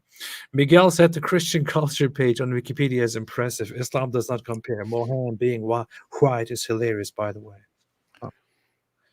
Is he white though? Yeah, maybe I should remake that classic Muhammad was white video. But don't offend Nick Fuentes when you do that. Fatfour said, you caught me, Chloe. You caught me, Chloe. You caught me. Oh no, what am I going to do? Chloe said, go give Piglet a bath. He's covered in jizya. Chloe said, 5 J's of jihad, jizya, jab, jest, Jacko, and jizya. Interesting. This is pretty good. Pretty good. Pretty good. Cars and Death said, YouTube just made me watch a Gaza relief ad to watch your stream, so I'm sending you shekels on behalf of the Elders of Zion. Oh, thank you. Protocols. Thank you. The Elders of Zion will be very happy. Gotta follow protocols. Why does my stream show you ads anyway? Insert mid-roll ads, manual schedule. Blah, blah, blah, blah. I don't know. I should remove that. Fatwa D said, Osama watching Whitney Houston before he died is still the funniest thing ever. Ironically, I really do think he loved the West in a weird way. There is often a thing like a weird relationship with whatever they hate with such people. Wasn't there also they found a porn collection, didn't they? Among the personal belongings or the things left over by Osama bin Laden and his people.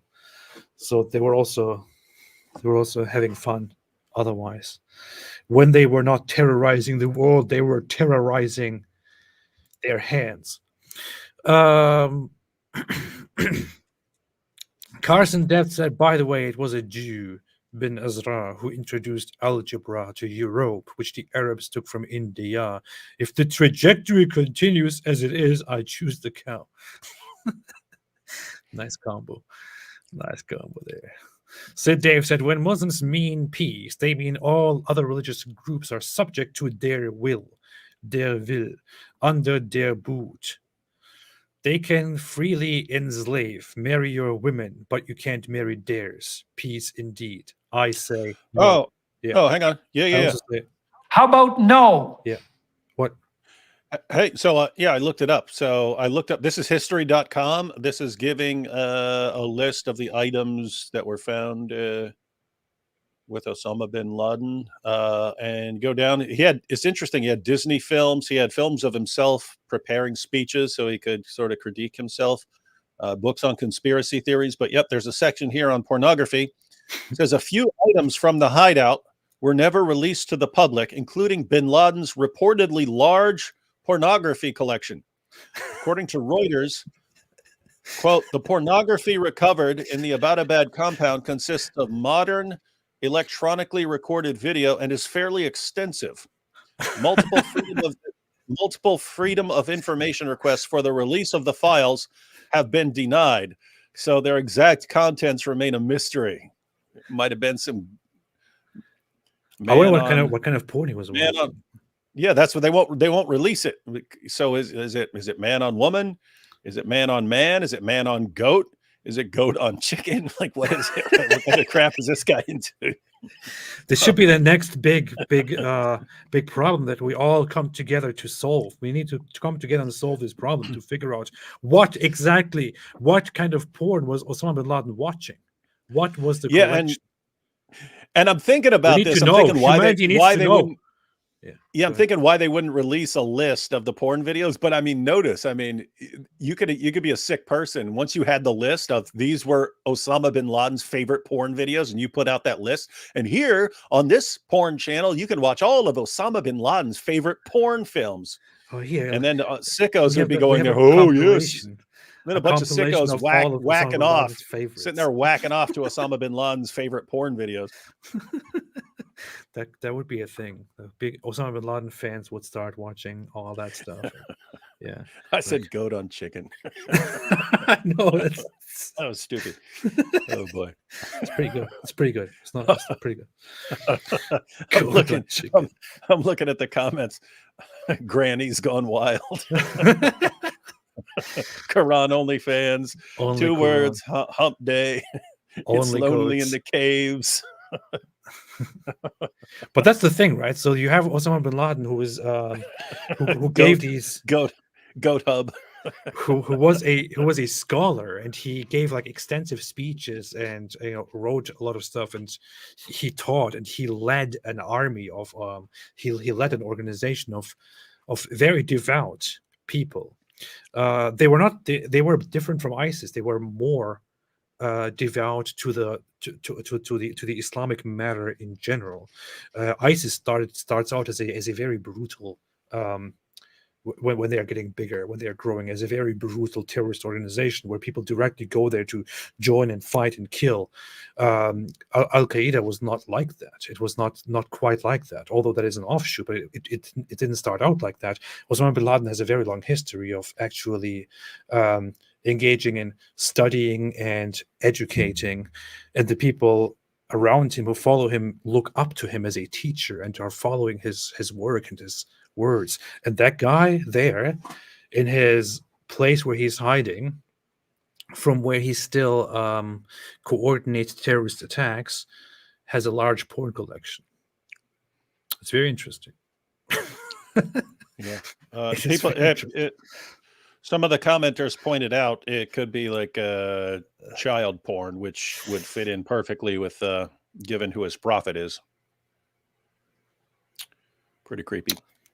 Edski says, why did you skip my super chats? I didn't skip any super chats. I just have 50 super chats here in front of me that I want to go through. I didn't skip your super chats. In fact, yeah, I'm just scrolling Skip through them. I'm scrolling through them, and I see several of your super chats here right now. I renounce the apostate prophet because he skipped those super chats. How dare you skip the super chats? You humiliated your boy. Graham Finlayson Favor said, "I love the jizya." Yeah, everybody. That was Bin Laden's favorite porn film. Tristan Jones said, "I feel like there aren't enough videos on the Reddit apostasy wars. Would any of you two consider making I'm a just video on the thinking. topic?" I'm just thinking those creepy dudes probably do have porn films like with those Islamic themes, like "Pay me the jizya" and crap like that. They probably do that. Bunch of freaks. Yeah, maybe I want the jizya. Osama bin Laden's Give me your organization jizya. there, maybe it was a giant sex cult. Maybe it was a gay sex cult, and there was actually a whole different ambition behind whatever they did, but they just masked it as an Islamic struggle.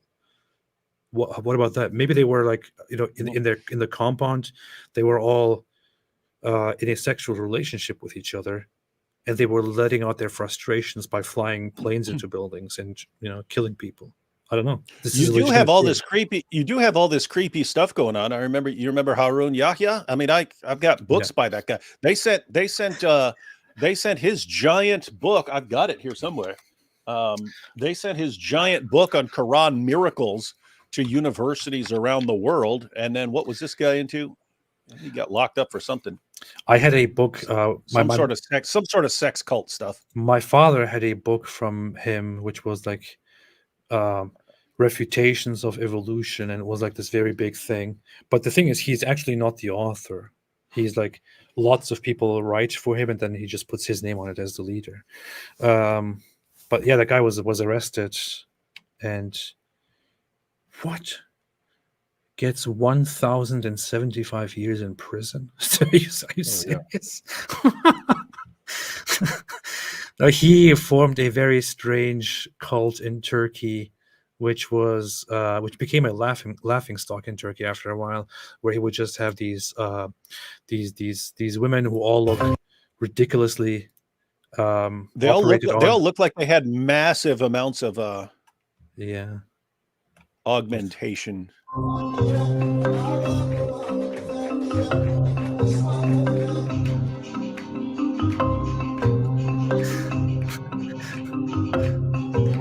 This is the Islamic community, the Islamic cult that he created. Man. I remember years ago, Muslims were sending me arguments and copying them from Harun Yahya and appealing to Harun Yahya. And I went to his website, and I'm not joking, there were like 300 pictures of him, just in different poses and stuff. And I'm like first impression is you like, look at that. But it was like hundreds of pictures like that of him all over the website. I was like, dude, this dude is a narcissist, man. This was his. Look at these. This is what I mean. Look at all the girls who had like lip injections and stuff like that. She is a Vice reporter who went there to go and interview them. But all the others, like they all look the same. They all had massive stuff done. All had like look at the girl in the back right. They remind me of like Andrew Tate's girls. They all look like, I don't know, robots. And they all have this thing like this entire time during the whole show. They all look right at him. Nobody's looking away. Same. This dude has the same personality as Andrew Tate. Kısa bir de tamamen kapalı olarak çıkması gerekiyor. Yani kadının potansiyel böyle. That guy was he was arrested and he was convicted for human trafficking. Who, including no, this guy, Harun Yahya, whose actual name is Adnan Oktar. He was convicted for human trafficking on multiple occasions. But look at these women. Like he gets them, he lures them in. He called them his kittens, by the way. And as soon as they are part of his little cult, they have to have their breasts enlarged, have to have their lips filled, and all kinds of stuff done, and they basically all start to look the same, and they have to dance for him after he preaches. I don't know. This is so messed up. Hey, dude, he got sentenced to way more time. How much? Just so a year ago. So I saw what you pointed out, that 1,075 years. That was a few years ago. 8,658 years for leading a criminal gang, engaging in political and military espionage, sexual abuse of minors, and other charges. Wow. Oh, that's his book, The Atlas of Creation. That's what I walked into the Fordham. It's like the department mailboxes where if you get any letter that's part of it. Anyway, I had a mailbox in there, and I go in there, and there's this book, and it's sitting there still in the package. And it was the Atlas of Creation. It had been sent to universities around the world. Yeah. But I mean, it is like a big book, and real. I mean, we had that at home. Obviously, like cost hundreds of dollars to print this, let alone to distribute it to places around the world. And so this guy had some bucks, and now he's got 8,000 years. he created it is a criminal organization. Like he had people who actually go run for him and intimidate people. I don't know, maybe do worse things to them. All the women that were there, once they joined, they couldn't leave anymore.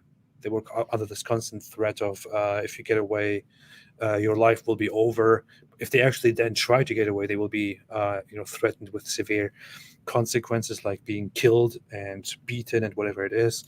I don't know. It says he was convicted on a host of criminal charges, including founding and leading a criminal organization, political or military espionage, aiding a terrorist group, sexual abuse of minors, sexual exploitation, deprivation of liberty of a person, torture, disturbance of right to education, misusing personal data, and making threats. He was sentenced to over 1,075 years, but recently then he was eventually sentenced to 8,568 years.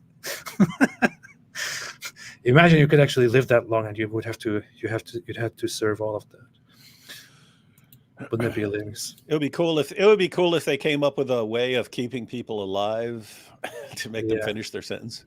That's pretty messed up. It's pretty messed up. Pretty messed up.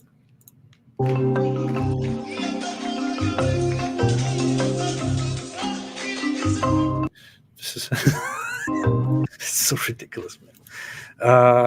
Yeah. That's maybe this guy was making videos for Osama bin Laden. He was also claiming that he is the Mahdi, the awaited savior of the Muslims. In the words of my friend Dr. Phil, how's that working out for you? It's nice, isn't it? Pretty messed up. Yeah. Why do we even talk about this? I don't know. Sid Dave said in Pak they have Islamic theology classes which Hindus, Christians are forced to learn. Teachers deliberately give high grades to non-Muslims in hope they convert. That makes sense. I believe it. It is an Islamic republic. Michelle Marie said, "Hey Michelle, I am with David. There is no gabagool in Islam." Enough said. Yeah. That's actually one of the reasons why I want to convert to Islam. Michael Barnett said, Islam, an adaptation of Christianity. Humanity is not liked. E-book series, religion separates man from God. Huh. Interesting. Farfur said, and we're proud of that. We're proud of that. Not Glacier said, yes, I'm finally watching your stream live. It is amazing, isn't it? It's fantastic. It's fantastic. Carson Death said you should have Timur David Aklin, a Muslim convert to Judaism, on the show. Timur David Aklin. No, you should look him up because that's usually Muslims who leave Islam go either the Christian route or the atheist/agnostic route. But you do usually in certain areas, like you'll have. In India, you'll have someone leave Islam and become and that's usually if they come from a Hindu family and someone had converted to Islam. Sometimes they'll go back to Hinduism and so on. But yeah, it's fairly rare to go in a different direction than the Christianity direction or the atheism direction. That's interesting. And remember where he came from. So he dropped the tray of dishes that born in the swim against the current of Is this the the guy? river, and even if it means I must drown in the process. I don't know. Looks like might be it. Palestinian Muslim Arab becomes a Zionist Jew. Interesting. I'll have a look. I'll have a look and see what I found. Thank you. Farfura said, myself, Ali Dawa and Rabbi Shmuley should team up with his Viagra and his daughter's lubricants. The vibrations would be off the charts. That's a good point. Good point. Ham Sunshine said that jam is hot. It is. I don't know what you're talking about, but yes. If you need I think he was talking about we're proud of that. We're proud of that from earlier. Yes, that's fantastic. Vinny the Pooh said that jam is fire. The Kaaba, straight out of Mecca. Chloe said, will you show the stream James Whale and Ash versus Aim Bass? I still have to have a look at that. James Whale. I'll have a look.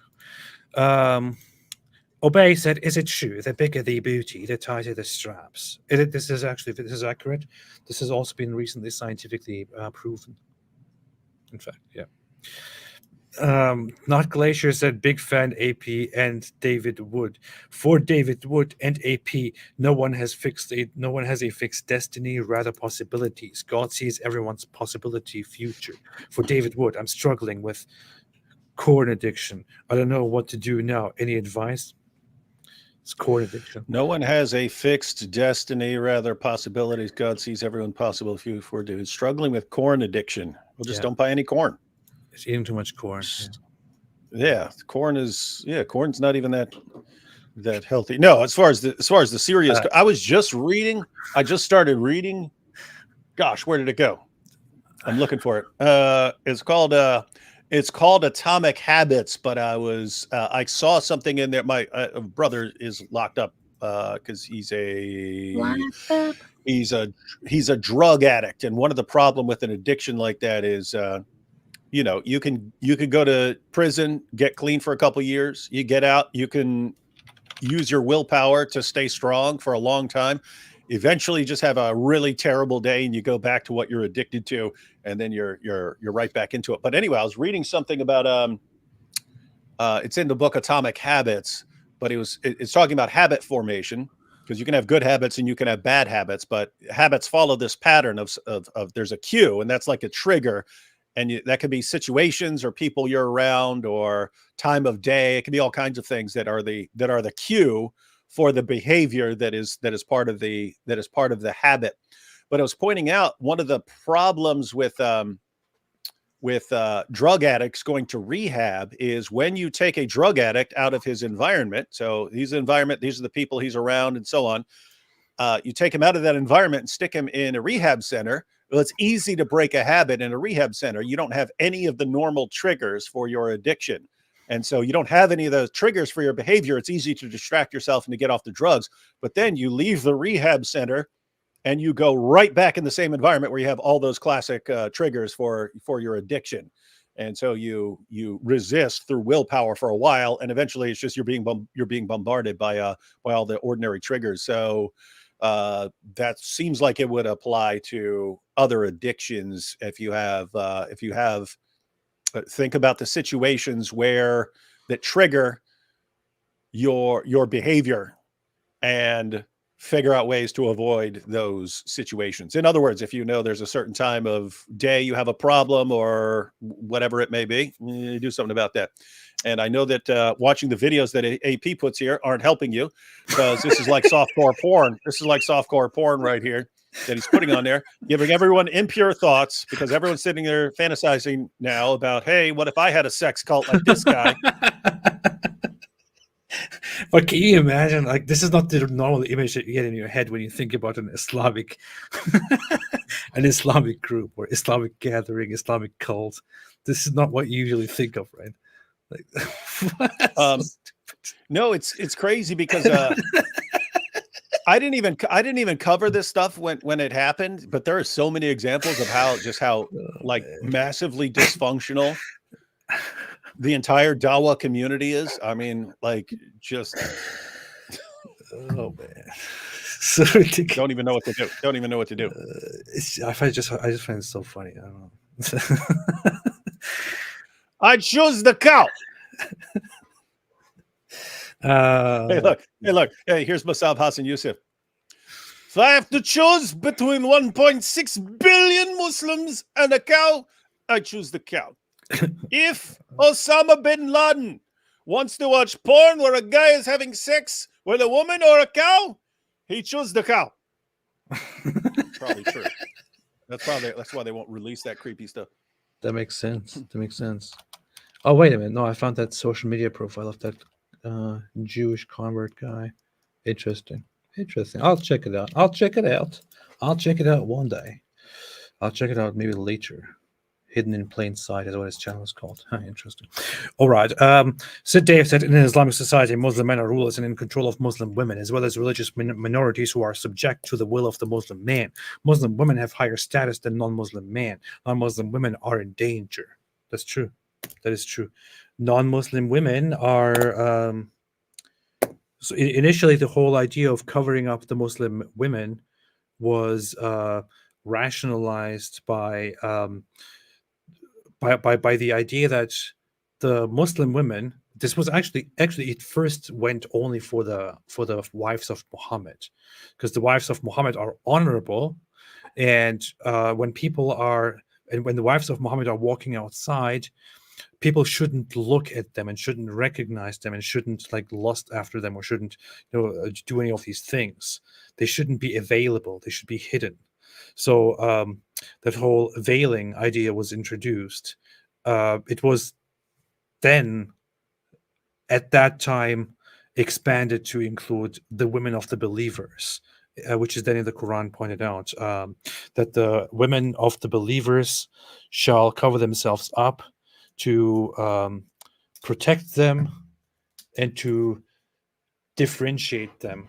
And the idea back then was that non-Muslim women are not covered up.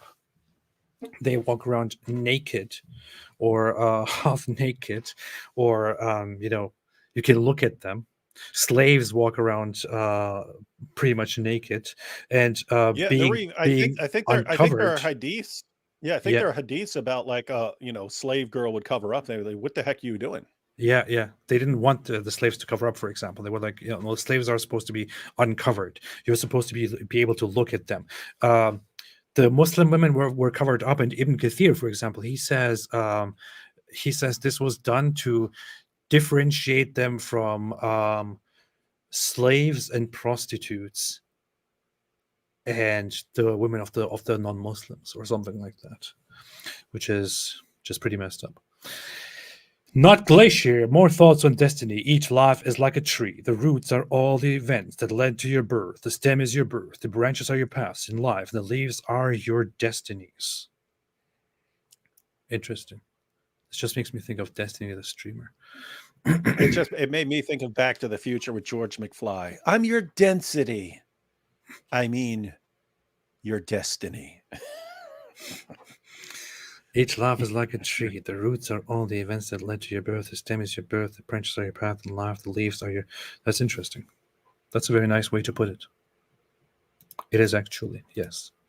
Cars in Death said, I know Orthodox Jews and right-wing Zionists, and none of them advocate killing Jewish apostates, even in a hypothetical state ruled by Jewish law.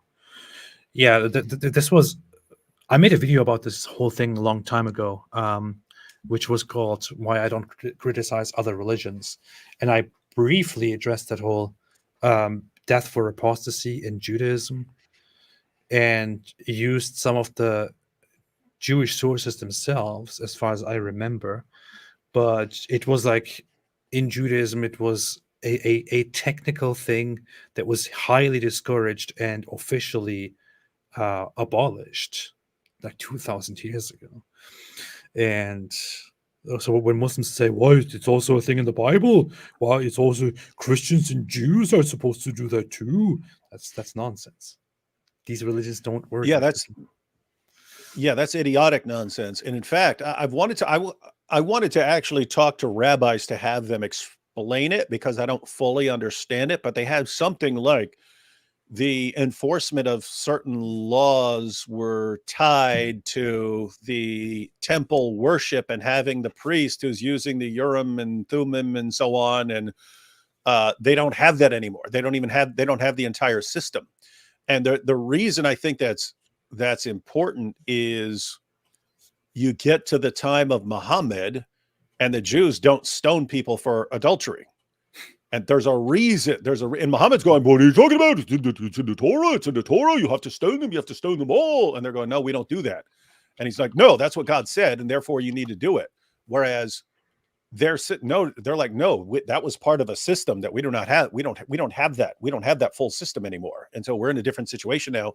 And Muhammad orders the people stoned for adultery. And so anyway, it'd be, that's kind of the gist, but I don't know the details or the reasoning. So it might be important to understand, because if we can understand why, like what the reasons are for not enforcing those penalties anymore in Judaism, then it's problem for Islam, because Muhammad still thinks that they would apply even in Judaism when the system broke down. Yeah. Pretty much. Sahimas Chris became a member. Weren't you already a member? You were a member. You were green the whole time, weren't you? So that's interesting. Italian just has a different karat. Italiano phobe. A different karat. Nick Fuentes, Dylan Mulvaney said, can you talk about me, please? I hear that Dilly and Alidawa are fighting over me. Man. Farfur said it was between 1 Viagra and 1.6 billion lubricants. I would choose the Viagra. I would choose the Viagra. Said Dave, AP, David Wood, do you think Muslims have developed an inferiority complex because they're so behind non-Muslims? No They question. lose all No wars question. to Jews, Hindus, Christians. Do you remember the last time they won a war against the infidels? Definitely. And I can just one example. Okay, and Muslims themselves, even those who are in the chat, who are like, shut up, you idiot. Even they will be able to confirm this. When they talk to ex-Muslims, to apostates like me, and when they see people like me collaborate with people like David, for example, or I don't know, like talk about Western values or for Western values, or do these things, their immediate response to that, almost all across the board there among the Muslims and Islamists, is, you are a bootlicker, you are a slave to your white masters, to your Christian, Jewish, white masters. You are a slave. You will never be like them. This is their response. And you know what that response tells you? That response tells you that those people, they don't consider themselves equal to the others. They come from a position of inferiority. They internalize that inferiority, which is why when you seem to have a good relationship with those superior people, to them that can only mean that you must be sucking up, or you must be enslaving yourself, or you must be, bootlicking, because there's no way that you are possibly equal, because you are one of us and we are not equal to them. How could that be? This is a very common sentiment, and it tells everything. Yeah, and it's another thing that we've talked about in various contexts, but you did have, after the collapse of the Ottoman Empire, you had lots of Muslims go in the direction of, oh, there's a reason all these other nations are doing better than us. There's a reason these other nations just defeated our empire. There's a reason they're just modern, and we need to get with the program, and we need to modernize and so on. And that's why you can look at pictures of people in Afghanistan, women in Afghanistan, women in Iran, and so on, in like the 1950s and 60s. You couldn't tell the difference between them and women in a Western nation, because they tried to modernize. But then you had the reverse response, which is, oh, maybe the reason that all these other nations aren't as powerful, the reason all these other nations are more powerful than us is that we're being punished for not being obedient enough. And so the other direction you can go in is we need to crack down. We need to become more brutal. We need to enforce it. And then you get the Muslim Brotherhood. For Sunnis, you end up getting like the Muslim Brotherhood and groups like that. For Shias, you get the Iranian Revolution and so on. So you get the hardline response. What the silver lining here is, if these movements fail, then it's going to be a little more difficult to start arguing for the caliphate in the future. And so Hamas needs to get crushed right now. Ali Dawa and all these guys, and he's going to show them that we're intolerant. That's going to be our new argument. Yeah, that needs to fail miserably. And after that, what do they got left? I mean, they acknowledge that their arguments are garbage. They acknowledge that now. So what do they do? What do they do if they're intolerant and just cracking down and flexing on everybody? What if that doesn't work? I'm just looking for the harshest stare from Mossab. That's a good one. Yeah. Hey, if we go through that one and that's the thumbnail, like a thumbnail is a close up of his eyes. That's pretty good. Pretty good. You know what's funny? I saw a video earlier. Can you imagine? Like, just imagine you're like a jihadi or something like this. You come home after a hard day of plotting jihad. You walk in and you see this guy in your house. You would crap your pants, man. You would crap your pants. It was like the ex. It was like that, looking like the ex-Hamas John Wick or something there. Yeah. Look at this guy. This is very funny. Look at that. This was 2018. Fatih Hamad, again, this guy who is the Hamas Politburo propaganda guy. لنتطلع إلى أمرين مهمين نحن قاب قوسين أو أدنى منهما. أولا هو تنظيف فلسطين من دنس اليهود واستئصالهم بإذن الله. So we are looking forward to two things here. One is the removal, the cleansing of the filth of the Jews from Palestine. Yeah, the filth of the Jews, the Jewish filth. Let's clean it. We're looking forward to it. They're uprooting from it, inshallah. وهو قاب قوسين أو أدنى. 4 سنوات إخواننا 2022. Look at this. 4 years, my brothers. 4 years. By 2022, we will be rid of them. This is very funny when you review this in 2023. Yeah, and this is just, I mean, once again, in the words of my friend Dr. Phil, how's that working out for you? Yeah, apparently Allah didn't will it. Maybe that's what happened. I don't know. And that's we were just talking about that yesterday, and that's what I'm wondering, because that one question is massively important in terms of the implication, future implications for the world. Does there come a point when you realize Allah's just not on our side here, or Allah's not? Does there come a point when, because it's always open to you? Well, he's just not helping you because you're not being obedient enough. You're not, you haven't laid down your lives enough. He's just testing you. Does there come a point where you just realize we're totally outmatched? It's not working. We keep losing. All we do is lose, and wait and whine and cry and complain that we're victims. But I mean, there seems like there has to come a point when you think, wait, we've got the final revelation, we've got the final prophet, and it always leads to disaster. Maybe the book and the prophet aren't what we think they are. He even said bi'idhnillah, with Allah's permission, but it still didn't work out. So yeah, I don't know what happened, man. Allah seems to not give a crap about the Hamas and Palestine. أما الأمر الثاني وهو إقامة الخلافة بعد أن تتعافى الأمة من سرطانها وهو اليهود بإذن الله سبحانه وتعالى. The second thing we look forward to, he says, is the establishment of the caliphate. The establishment of the caliphate after the nation has been healed of its Jewish cancer. Which of course happened last year, according to him. Yeah. So his promise here in 2018 is two things. We foresee them now. Two things. Believe me, guys. With Allah's permission, two things. Within 4 years, we will do it. 2022. You don't believe me? You'll see. 2022, we will complete two things. One is we will eradicate the Jews, and the other is we will finally establish the caliphate after we are rid of the Jewish cancer. Did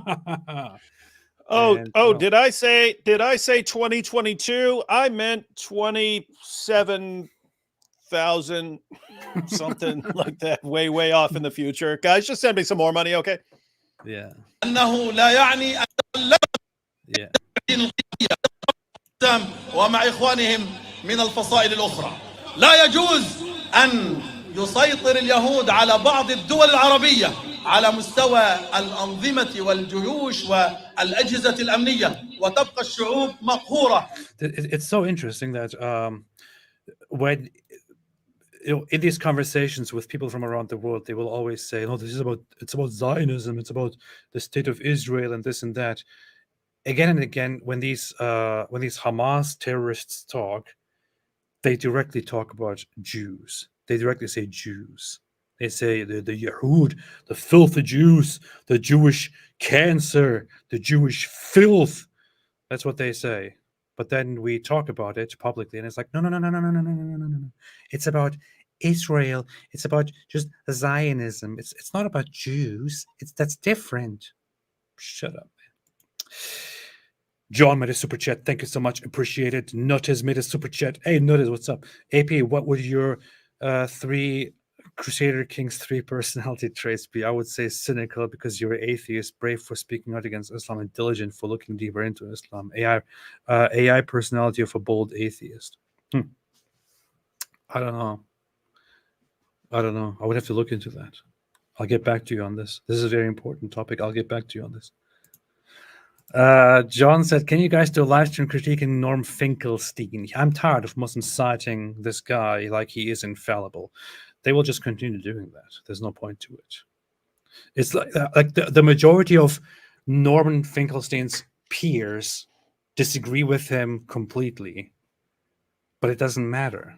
It doesn't matter to them because they're like, still they will say, well, do you know better than Norman Finkelstein? He's a scholar. Well, the majority of scholars of his peers disagree with him. They are scholars. So why are you listening to him? Oh, I don't care. Are you a scholar? What are your qualifications? They will just play that game forever. There's no point to it at all. Etsky said, what do you call an old radical Islamist a boomer?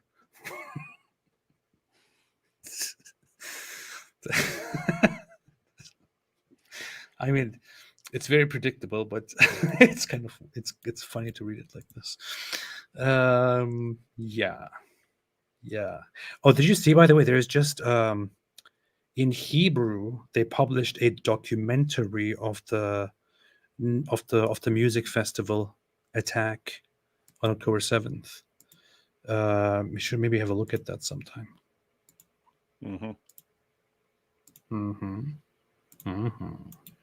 Yeah, I've seen that. I haven't seen it, but I've seen it. Yes. Listed. Black Belky said, I'm an Assyrian. I exist today because my ancestors did not surrender under centuries of Islamic threat, and we are proud of that.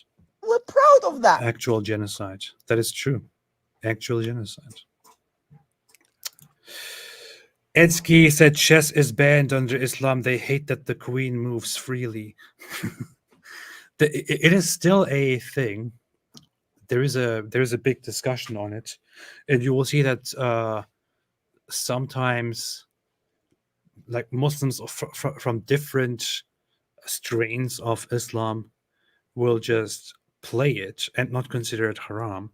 But I learned, for example, based on my jurisprudential teachings back in the day, that playing chess was considered haram, which is ridiculous. Like, chess is like, why in the world would chess be haram? It is. Yeah, Andrew Tate. It's so stupid.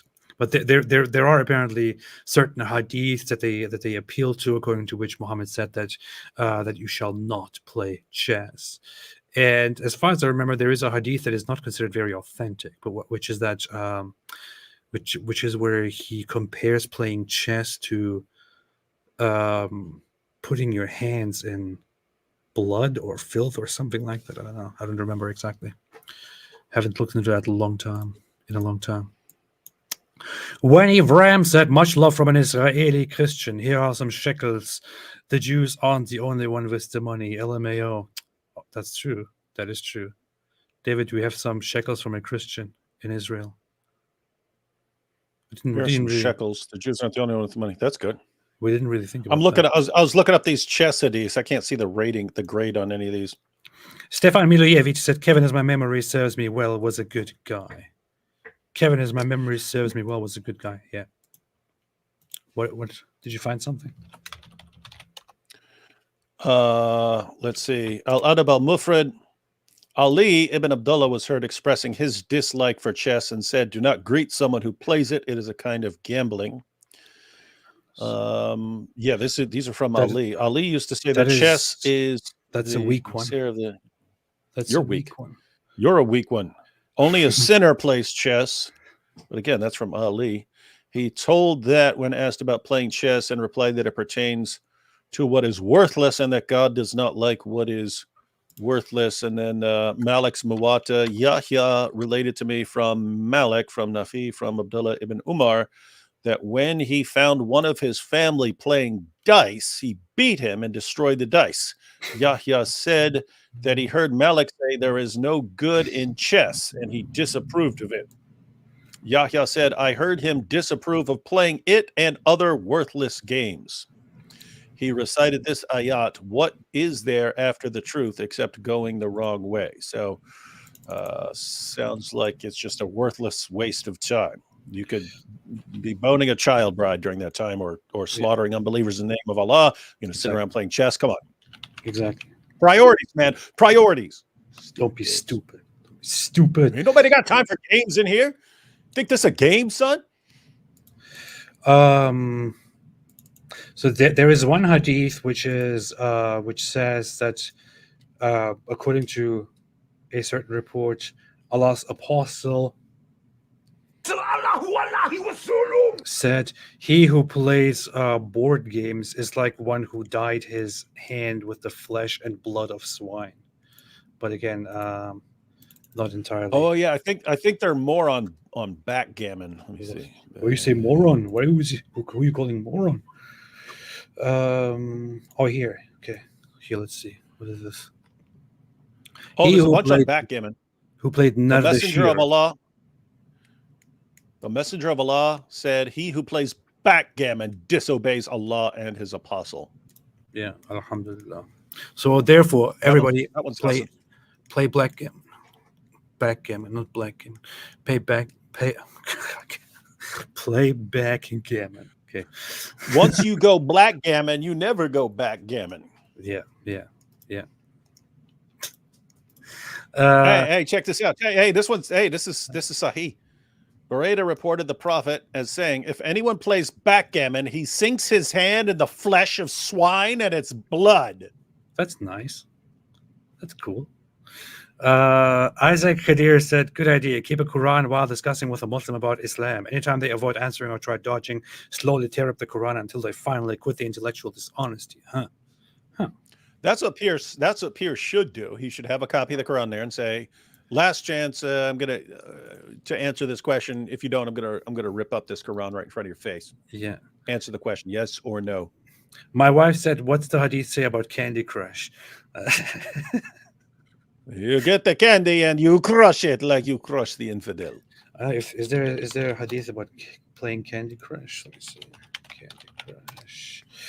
Nope. I just searched for it. Sunnah says, did you mean to search for Ken Crush? Yeah, go with that one. Let's see. Oh, nice. Allah crushes him. Allah will crush you. Allah will crush you if you play Candy Crush. Oh man! Look at Masab. Look at Masab there. He just wanted to say something, but then he got high. Tara Mora said 50,000 mosques in Iran are closing, and according to a well-cited poll, 60% don't believe in Islam. Let's hope and pray apostasy laws are not applied en masse. Let us do so. Yeah, in Iran there is a huge loss in faith among the population, and you know what? We're proud of that. Yeah, and I think there will be a good future. Even before ISIS in Iraq, I remember an article from like probably 11 or 12 years ago that were saying the young people, the young generation just despised religion in general, thinking it's like the cause of nothing but violence and all their problems in society and so on. That's before ISIS. So I can imagine what young people are thinking today. What are you grinning at? Creepy weirdo? What? People are making jokes about how Muhammad. Wait, where was that comment? I just saw something. Muhammad played Candy Crush with Aisha to lure her into bed.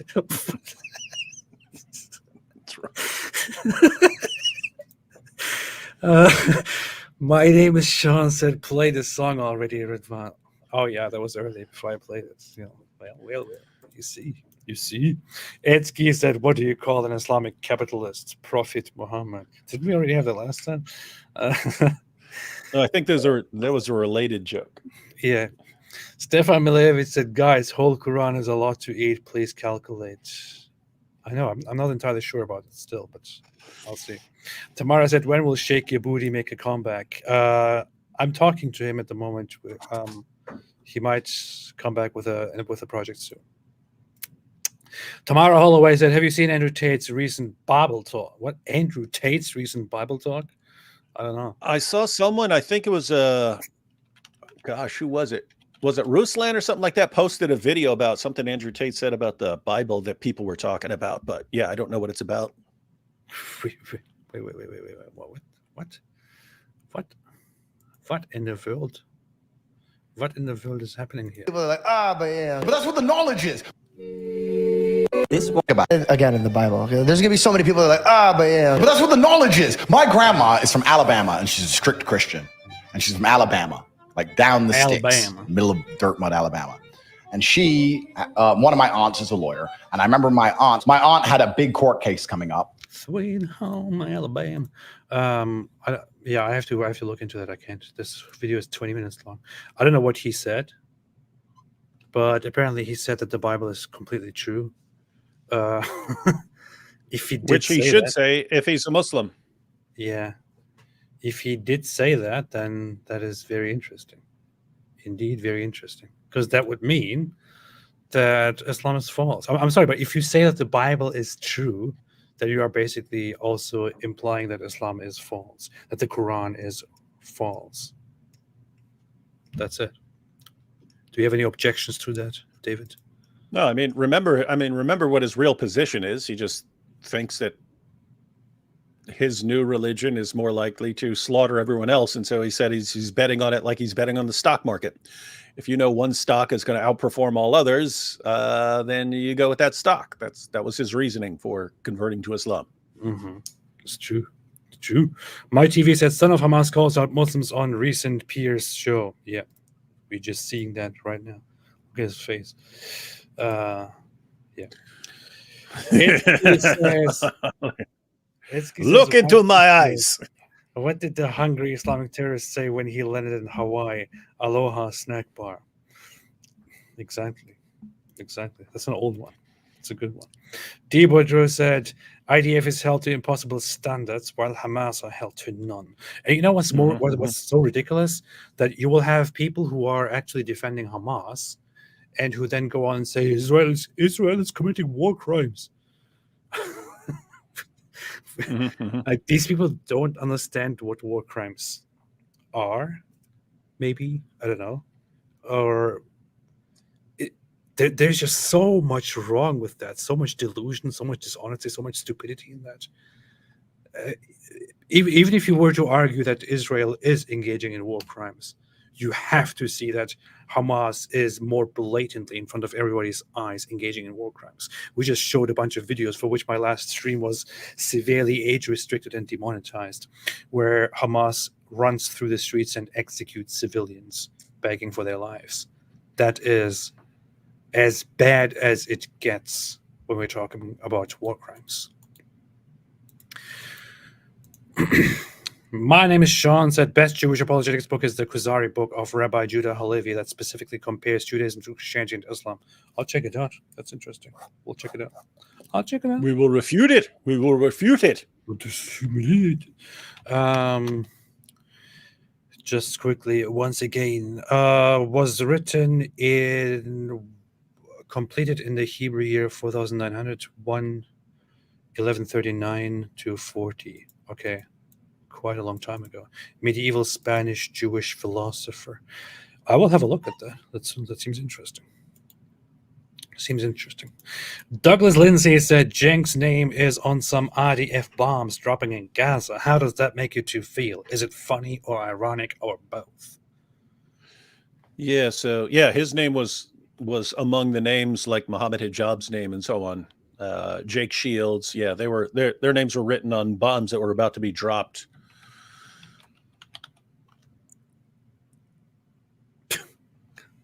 Do you see this ridiculous person that I responded to several times on Twitter? What's her name? Jory Mika or something like that. Jory Micah, whatever you say. This ridiculous person who said, "Why are Zionists so mean to people online?" And then it turns out she is this one here. Oh, I saw that. You saw that, right? Yeah. 10 years in prison for multiple aggravated assault and drug charges. There's also more to that. It's like, I don't know, people are posting details like, Jory Micah arrested for biting cop's hand, faces 19 charges and 10 years in prison. Biting cop's hand. But she's sharing these ridiculous conspiracy theories, including, I don't know, that she's like, Muslims didn't do 9/11. It was actually Israel and the USA that did it and things like that. But that's nothing. Nothing. It's significantly more severe, the kind of nonsense that she spreads. And this is just one of those grifters who just found their game when this whole Hamas-Israel war started recently. They thought, hey, I can just farm some nice engagement here and get new followers when I just, say the dumbest nonsense about this war. Etzke said, if Kermit the Frog converted to Islam, would that make Miss Piggy Harambe? Yes. Yes. That is good. It would be. It would do it. My name is Sean said, became a YouTube member. Welcome to the club. Now Zabuba. Jack Ray, David, do you have to go? You look like you. Do you have to go? You look like you want to run or something. No, I hurt my back earlier, so it hurts to sit here for 17 hours. But go ahead. No, I'm good. I'll just have to reposition myself. Weakling. Just have to reposition myself periodically. Weakling hurt his back. Jack Ray said, "Hey, you should now take pain medication and then say all kinds of ridiculous stuff, and then say, and then I won't have to challenge everyone to a fight." Sorry, guys, it was because I was taking pain medication. That's why I said some really absurd things. Yeah, I'll challenge everyone to fight, and then when someone finally calls me and says, "Okay, I agree to fight," say, "No, my back was hurting. My back was hurting really bad."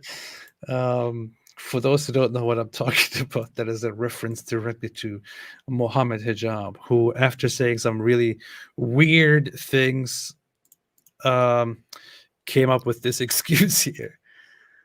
Recently, I had serious back injury and have been on a mix of extremely potent medications. This, mixed with my wild nature, has produced some very unusual private and public communications.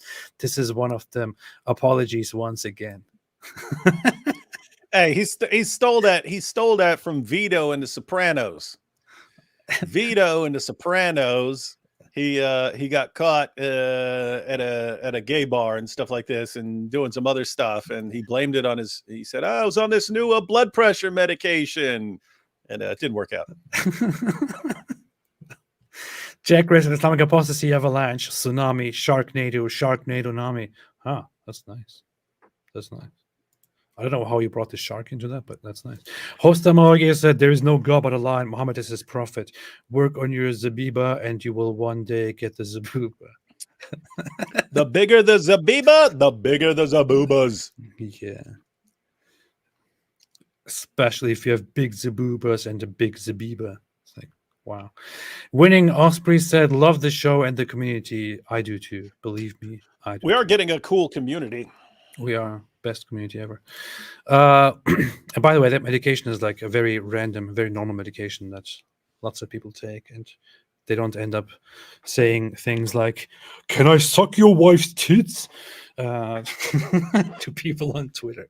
Because, that's when that happened. Yeah, he made that clarification. Oh, that's what the justification was. Oh, so I talked about sucking your wife's tit.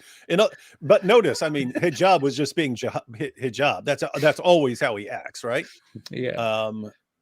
So notice. Oh, I asked to suck on your wife's tits, but I was on medication. Okay, what medication were you on the other 9,000 times you said crap like that? Golden showers. Oh, I was medicated, and then I took the medication again, and it was all, what about the lube and the vibrator? Have you got a vibrator in your pocket? Oh, sorry, I was on drugs. Yeah. Stay off the freaking drugs then, hijab. Yeah, those who are not familiar with the history of Muhammad Hijab might not know that this actually happened, but yes, he actually did, in a discussion with somebody else, with a different Muslim on Twitter, say, okay, can I suck your wife's tit? Like, capitalized.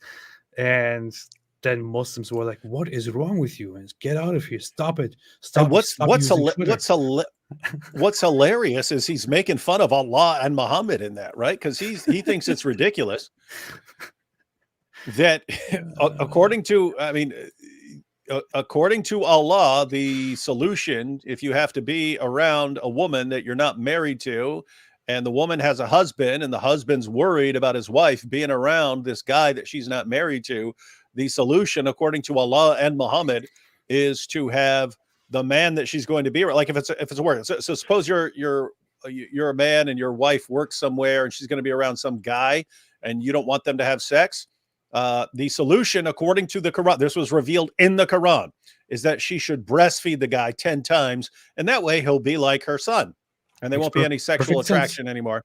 Yeah, and that got abrogated, and it got abrogated to 5 times. So just have your wife stick her zabubas in the guy's face 10 times. I mean 5 times. So it went from 10 to 5, and then.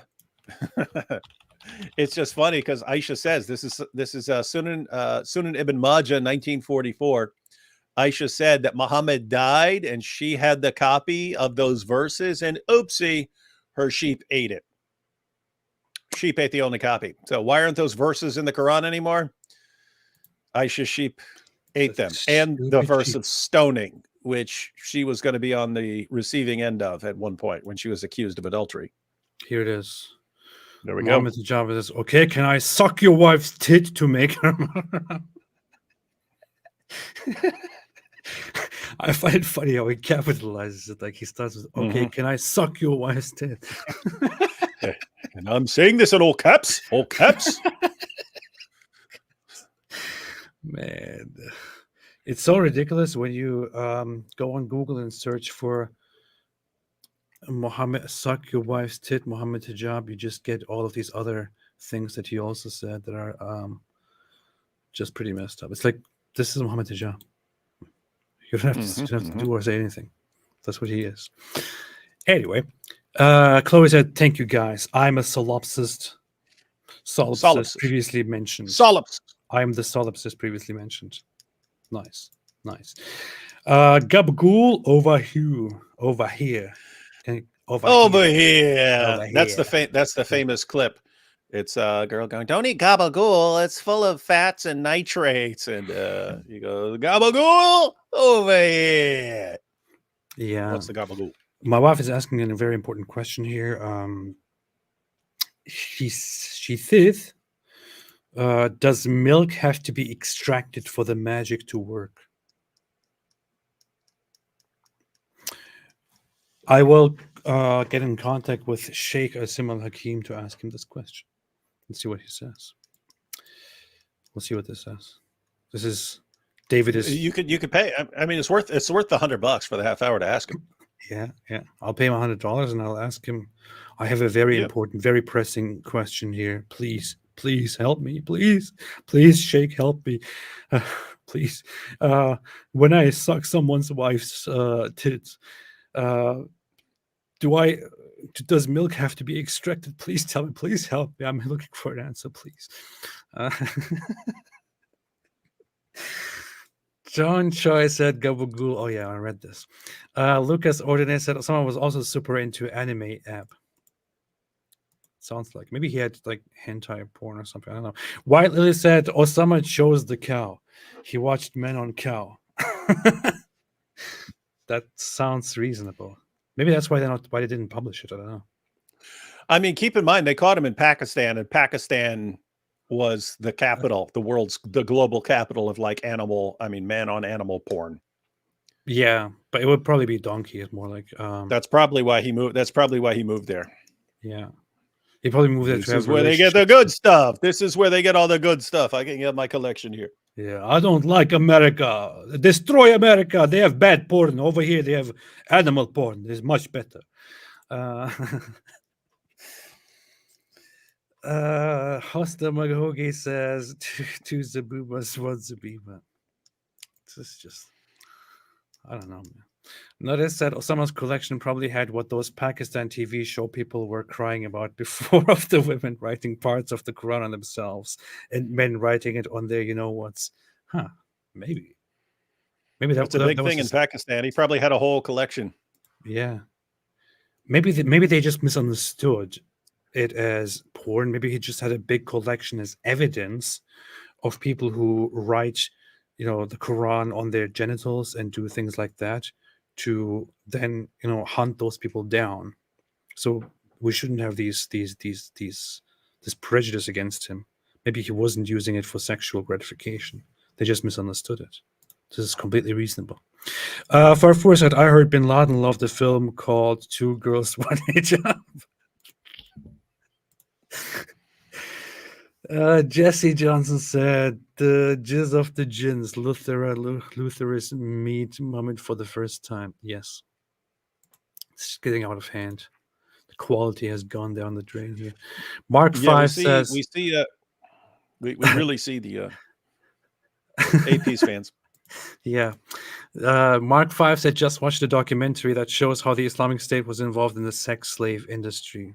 Pretty sure that was the main motivation behind the Islamic State. Yeah.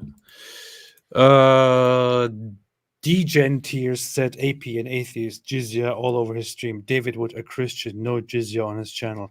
Draw your own conclusions. See? This makes sense.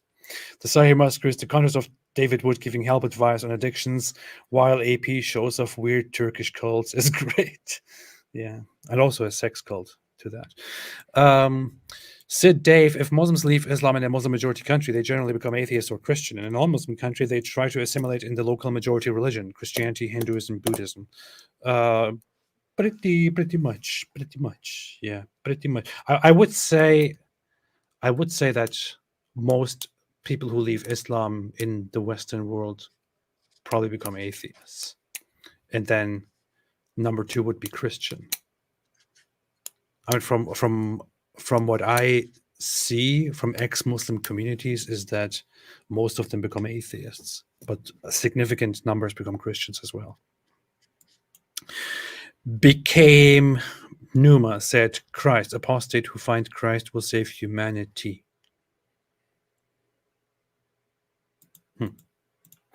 Apologetic said, horny jihadists a lot for some reason. I choose the cow. Most abusive, I choose the cow. You see, we can all get along. Chloe said you don't have to show it. I just think co-host Ash is such a base legend. He immediately says to pro-Palestinians all the points they ignore about October 7th. This is intriguing. I will really have a look. Ash. I'll really have a look. That's on Talk TV as far as I remember. I'll check it out. Planet Reverse said, Aloha, I'm curious to know your perspective on the Islamic contribution to Europe from the 8th century to 15th century when it ruled Spain. David, do you want to say anything? I'm still stuck on Ash. Ash is the guy from The Evil Dead.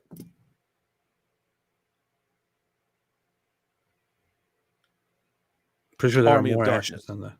Pretty sure there are more ashes than that.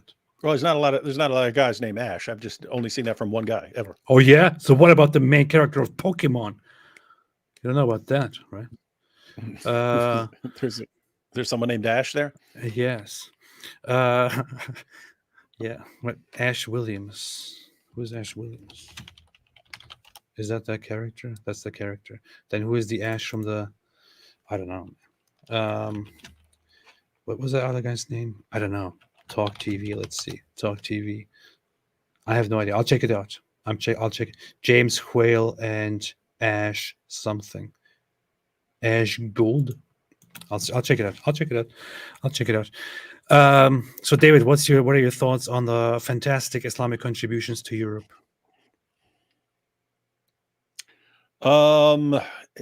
It's a load of crap. Like here's what you have. Muslims start conquering areas, and then by conquering, they get access to some philosophical works and some scientific works. The people who discover this stuff, some of them would be interested, and they would have to go to the caliph to request permission to study these scientific works or these philosophical works and so on. And you would get a brief period where Islam makes some contributions and so on in these areas. Islam always suffocates it, and they always, at the end of the day, they always conclude this is of no benefit to Islam. So it suffocates it, and then you don't have it. Meanwhile, other people in other parts of the world, they recognize the benefits and they keep at it, and so on. And so that's, yes, Islam conquered a lot of areas. Islam had access to a lot of knowledge. The knowledge did not last. Who in the universe goes to an Islamic country nowadays to learn about anything besides Islam? This is exactly what Islam, yeah. So anyone, ladies and gentlemen, anyone could do this. If you have a booming new religion that takes over massive parts of the world, you will also be taking over these people's books and so on. And you could use that for a while. It doesn't last in Islam. So as far as the contribution of Islam to Europe, yeah, it's not because of us. Notice the relevant factor in Islam, as far as transmitting any sort of knowledge to other places, is that Islam conquered areas and then had some interactions with Europe. That's it. That's the great contribution. Notice it's never Islam is making the contribution. It's not Islam has this stuff.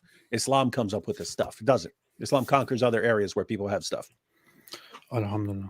Beautifully spoken. But this is exactly what an Islamophobe would say instead of just appreciating and thanking Islam for all the contributions. I want to be the very best. Planet Trevor. Oh yeah, Farfour said David Wood gets over 3,000 viewers. Christian AP gets barely 2,000 viewers. Atheist, draw your conclusions. How dare you? How dare you? Good point. Good point. My name is Sean. Said those guys will eradicate the Jews right after Don will contact the She Was 9 years old guy. Hey, don't say that. I might get in touch with him quite soon. She was 9 years old. Deja Vu Disciple said Christians showered David Wood's channels with gifts of memberships. AP channel crickets. Wait a minute, did I have a cricket sound here? Oh, I had it, but I removed it. Anyway, crickets. Well, that's how it goes, man. That's funny. I wanted to put a crickets sound on my little soundboard here. I had it somewhere, but I don't know. Apparently, I removed it. Apparently, I removed it a long time ago, and I don't know what I did with it after I removed it. Let's see. I should put a cricket sound on here right now. This is what I'm spending my time with now while everyone is waiting and watching for the next super chat to be read. I'm just here doing insignificant stuff, looking for the cricket sound, which I can't even find. Anyway, XXWLZXX said, every time I'm at work, you guys are always streaming. I feel like you guys are my co-workers. LOL. We are. We are. We are. We are. We are your co-workers. I didn't know there is no P sound in Arabic. They can't even say Palestine, said Nick Ross. That is true. And the Palestine. The actual word is like in Hebrew, it's Pelishtim. It is PLS or Pelisit, something like that. It's only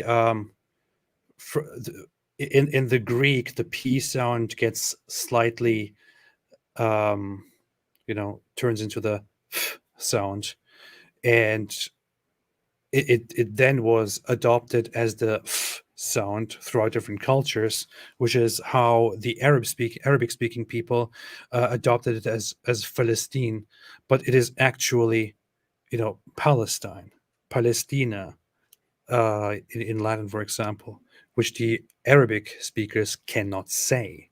They really can't say it. So they say Palestine, or if they try to say Palestine, they would say Palestine, because the lack of the P in Arabic makes them often pronounce it as a B. That's the joke when you do an Arabic accent. So they're like, Palestine. Wallah, we are indigenous Palestinians. Wallah. What is this? LOL, AP's fans trying to be like David Wood's fans. Ha ha ha.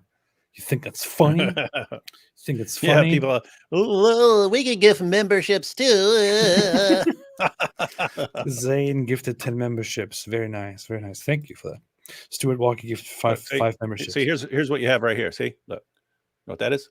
Venn diagram, right? Venn diagram. See, you got D Woods fans. You got D Woods fans here. That's this circle. And then you have AP's fans right there. And then these people over here. These are like total perverts. Right, these are total sicko perverts, and then these are all like super good people here who are the D Wood fans. And then there's some overlap. There's some overlap here. And what's crazy is my fans will look at this and they'll go, wow, what a great way to explain the overlap of our communities. And AP's fans will be going, oh, they look like boobs. They look like boobs. Zabooba. Oh, Zaboobas. Put some nipples on those Zaboobas. Look, if we're fans of both, then we're the cleavage. Look at us, we're cleavage and the Zaboobas.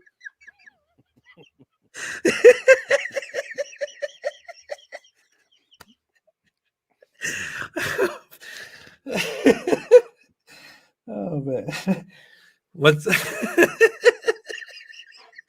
funny about this is that David is the one introducing the whole idea that those look like boobs.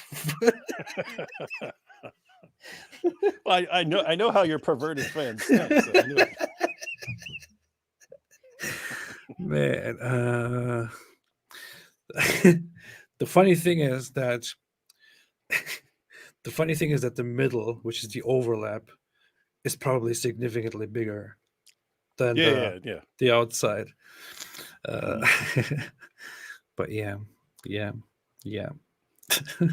What's wrong with it? Those look like boobs. Farfor said, I would say a joke about Islamic financing, but there would be no interest. Oh, that's a nice one. That's a good one. That's a good one. That's a good one. XXWLZXX at Tafsir says, chess is a sign of the end times. People will play more chess? Definitely. I've been playing chess non-stop over the last months, very much, like every single moment. AP's fans are like, oh, chess sounds like chest. Chess. Zaboobas. What the hell? I mean, Sovereign the Youth Kafir became a YouTube member. Why are you called a Sovereign the Youth Kafir? You said member. JRR said, would you review the Destiny versus Cenk debate? There's so much to unpack there. It's going to be epic. I would. It's just that the debate is apparently 2 hours long, isn't it? It's like, yeah, that's long. So I don't know if there's I don't know if there's like a particularly relevant like 20-minute section or something like that. That might be good. But yeah, 2.5 hours. I mean, unless we just did like an all-day debate review or something like that, that would be a lot to go through. I mean, to be honest, when we were thinking of doing a reaction to what's their names, Sam Harris and Eric Weinstein, I thought I can't listen to 2 hours of these guys talk, because as much as I value their ideas and think they're good thinkers, it's extremely boring to listen to them. I can't say the same thing about Destiny, for example. I would listen to that guy for 2 hours. But 2 hours review, I don't know. Maybe we can do something about that. You might want to watch it and see if there's a good section. See, you said sex. Etsky said sex. Good sex. Sean. Sex, Sean. Etsky said, Apostate Prophet for Mrs. Apostate, God bless you, and David Wood will forever support. Thank you. Appreciate it very much. Thank you. Thank you. XXWLZXX said, one of the craziest things to me. You know what? XXWLZXX also is on Modern Day Debate sometimes, and then he makes a super chat when he wants to ask a question. And whenever I see that username, I just have in mind how James at Modern Day Debate reads this. Every time XXWLZXX makes a super chat, James goes like, XXWLZXX. Like he said, XXWLZXX. It's always in my mind. Oh yeah, one of the craziest things to me is that Muslims criticize the West using Western moral foundations. Well, according to their own moral foundation, rape, murder, pillage would be the norm. It's just crazy. It is crazy. And we have all seen how the rape took place in masses over the last months from the Islamic side, and their response to it was mostly to just deny it or to justify it. Sheikh Manut said shaky booty got nothing on me. Yeah, you think. That's what you think. You're wrong. My name is Sean said, me can bench 3 plates. Jewish. David Wood can't even bench 2 plates. Christian. Draw your own conclusion. What kind of stupid argument is this? It's the best argument I've heard in my life. It's the best argument I've heard in my life. Just admit it. Admit it. Probably the dumbest thing I've ever heard in my life. Human Kirk said, just joined the stream. 30 seconds ad saying your stream is sponsored by Ummah Relief for Gaza. That's Thanks, Ummah Relief for Gaza for supporting this. Yeah, we just want everyone to know that when you support Ummah Relief for Gaza, a portion of that goes to funding the Apostate Prophets channel. Yes, through ad revenue. So in order to get more funding, they spend some of their income for advertisement, which then goes to the creators on whose videos the advertisement is played, which would be in this case this channel. So, cha-ching! Thanks, Ummah Relief. And this is how Allah shows his signs. But those who are blind will never see. Keep in mind, some people pay their zakat to these organizations, and then these organizations give part of the zakat to AP, and so zakat is going to the Apostate Prophet. They're paying their jizya to me. Carl Vera said, you guys need to challenge Mo to a topless debate. I need to find that tweet on the whole thing. Mohammed Hijab. So for those who missed it, Mohammed Hijab, because his name was written on a bomb, was he said, like, I'm it's good to see that the IDF knows my name. I challenge their best fighter, sent them over to London, and I will fight them. You have 12 hours to decide. And then this actual professional what was it? MMA Brazilian fighter, jiu-jitsu fighter. Who's also a bare knuckles brawler. So, I mean, a bare knuckles boxer. Yeah. He got in. He responded and said, "Hey, I will fight you." And Mohammed Hijab said, "Okay, when can you come to London?" And then the guy said, "We're just arranging it with my manager right now." So that is happening, and that is very funny. What's his name again? Haim Ghazali. Yeah, Haim Ghazali. Found it. So this guy here, there it is. He pinned it. Raphael, I don't know if my manager started working to bring you the fight. And he posted this photo here, which is funny. Doesn't he look so cute? Look at that, like a bear. I'm accepting a challenge. When can you come to the UK? So this is apparently going to happen. Pretty sure it's not going to happen. David, No. you said you don't think it's going to happen. This cuddly bear will probably he'll come up with an excuse. He will say, "I was just started taking some hardcore medication and it made me say some really weird things, and I actually didn't want to fight anybody." It's probably going to happen, something like that. But if it happens, it would be fantastic. It'd be very nice to watch. It'd be like this nice cuddly Care Bear versus an actual professional fighter here. That would be very nice. Very nice to see. Anyway. Jill's Bean said, "You guys should do a video debunking that old Zeitgeist movie. I see silly clips online talking about how Christ is a rip-off of old pagan myths." When did that stupid thing come out?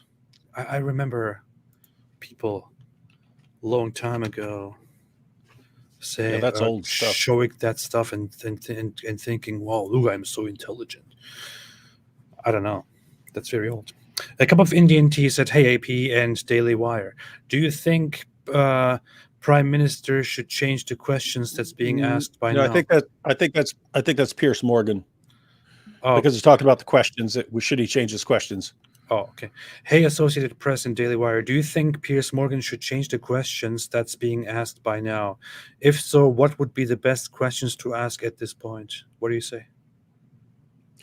I think it's fine for him to ask the standard questions. Just don't spend half the thing trying to get them to say that October 7th was a terrorist attack. Just say, "Hey, I'm going to give you one opportunity to say whether you agree or disagree that the October 7th massacre was a terrorist attack." Just so you know, if you refuse to answer, we will take that into account. And then, if he wants to ask something with Sharia, I don't know. It's very easy to get specific if you're asking someone. And it's entirely relevant. I mean, one, do you want Sharia in the West? Do you want Sharia in Western nations? Do you want the UK under Sharia? It was entirely relevant when he's talking about that. But yeah, I would encourage him to ask the question, then move on and get specific. What do you believe should happen to apostates in your ideal Islamic state that you're? What do you believe? Why are you asking me? How dare you ask me? What do you believe? Doesn't matter what I believe. What do you believe? over on the side there, it says Lester of the screen. There's the comments over there. Lester Paul says hijab is a black belt in origami, meaning he folds. That's nice. Takes steroids. I didn't know that is haram. That's good. That's good. That's good. I think Piers Morgan should change his questions too, and she should ask this question. Bring in the studio this morning one of the gay rights activists, Mr. Should I call you Mr? Pepe Julian Onzima. Thank you for coming in. Thank you for Good morning. Morning to you. Why are you gay? Who says I'm gay? You are gay. You are a transgender. What shows that I'm gay? You are a transgender, and you're.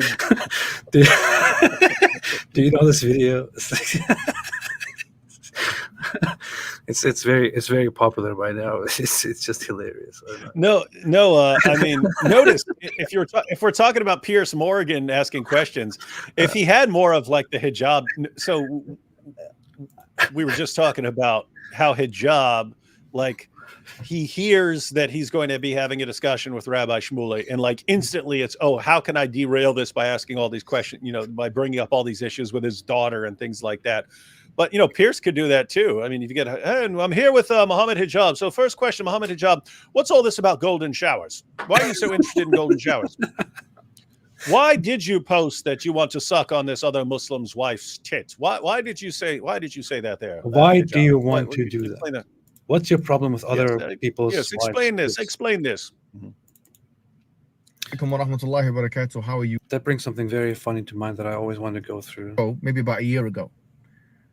I asked Apus whether he himself has tried to lure. Did he just call you a name? For sexual activity? Yeah. But to be fair, it did happen a while ago, so maybe. I don't care if it's 1,000 years ago. This is what you get, Hijab. In your face. Now, this might sound like a very provocative question, but on his worldview, that suicide is wrong, understand what the method is.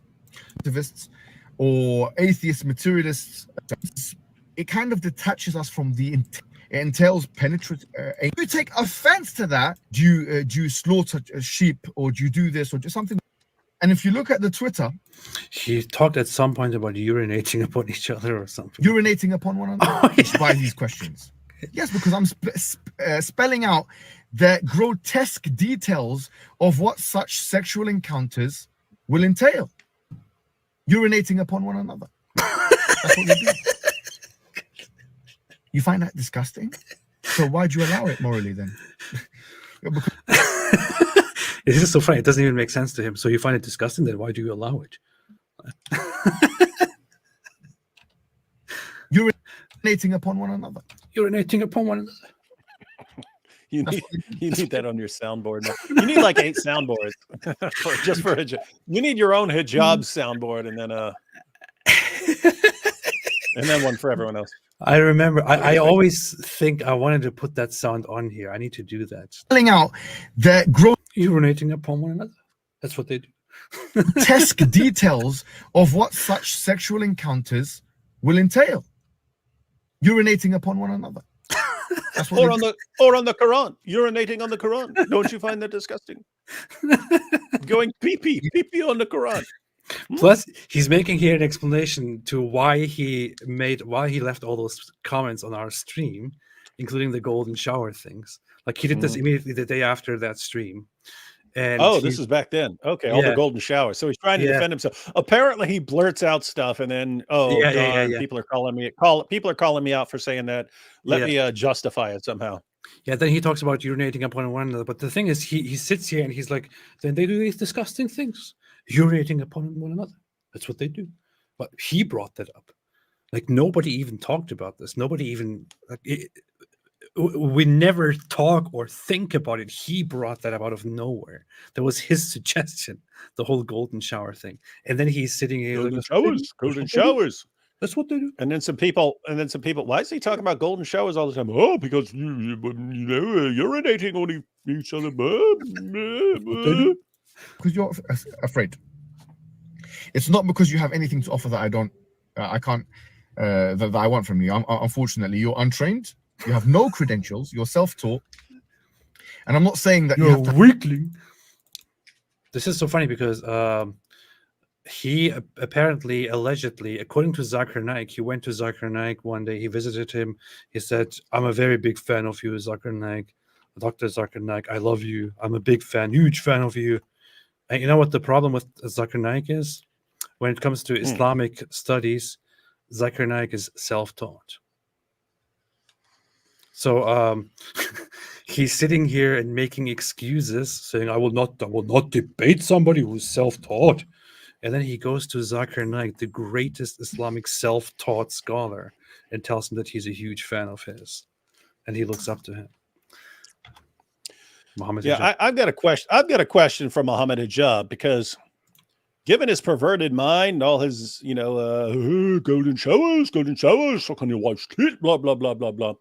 It seems like he would be more like an AP fan than like a D Wood fan. Yeah. So my question is, hey, Hijab, when you see this, When you see this, what comes to your mind? Is it, oh, look, a Venn diagram? Or is it, boobies, I want to suck them, especially if they're my friends. Boobies, I want to suck on them. Look, they actually have them. nipples on them. Look at that. It looks like it. Look, there are those two things. Oh, yeah. They're not perfectly, they're not, it's a little So off. Allah did it. Allah did it. Allah put those things on there. See? You see, it's a miracle. Don't use that as an argument. Oh, David's trying to make fun of us, but Allah put the nipples in there. See? It's a miracle. You see what Allah did? Allah humiliated them while they were trying to mock him. Hold on. Hold on. You see? Just to show everyone, we have circled the nipples, the miracles. We've circled them. You see? This is the proof that Islam is true. What a bunch of creepos, man. You see how Allah shows his signs, but they're still denying it. Isn't it what people, by the way, people think I'm joking, guys. We've been dealing with these guys for years. That is the sort of thing they do. Oh, look what's right there on the page of the Quran that they're using. That's the kind of creepy, weird stuff. And you wonder, how is anyone like insane enough to see that there? That's how they rule. Anyway. That's amazing, man. This is a miracle stream. Mrs. Apostate said this whole stream pee poo poo nipple booby sex. Welcome to AP's channel, everyone. Oh man. Sid Dave said even in the West with access to Western infrastructure, Muslims have not achieved anything except bring misery. Most successful immigrants have Indian, Chinese, Eastern European, all non-Muslims. Yeah, most, not all. There are some among those that are also not very, very good in achieving stuff. But yeah, this is a trend. And don't point out that trend because that's very racist and Islamophobic. Lazy but talented said the Ottomans contributed by giving us the kebab. We just made it better by putting pork in it. That's good. That is very good. That is good. Michael Bacon said there is no P sound in Arabic, but there is camel pee in Arabians. Terrible. White Lily said, I'm the cleavage. Perfect analogy. See? You see, it's a miracle. That's a miracle. See? Farfo, proud to be part of the cleavage. Colvera, the only transmission that Islam shared with the world is donkey STDs. Yeah. Chris Atkinson said, we all know David is a secret AP pervert. Yeah, totally. Saying I'm a fan. Yeah. Chloe said, does this look like the work of an AP pervert? Come on. Be realistic. Chloe said, AP, have you played Assassin's Creed Revelations? It's in Turkey. I have not. I was thinking at one point into going into those older ones, but I never did. I did Odyssey and Valhalla and Mirage. That's all. And Black Flag. Many years ago.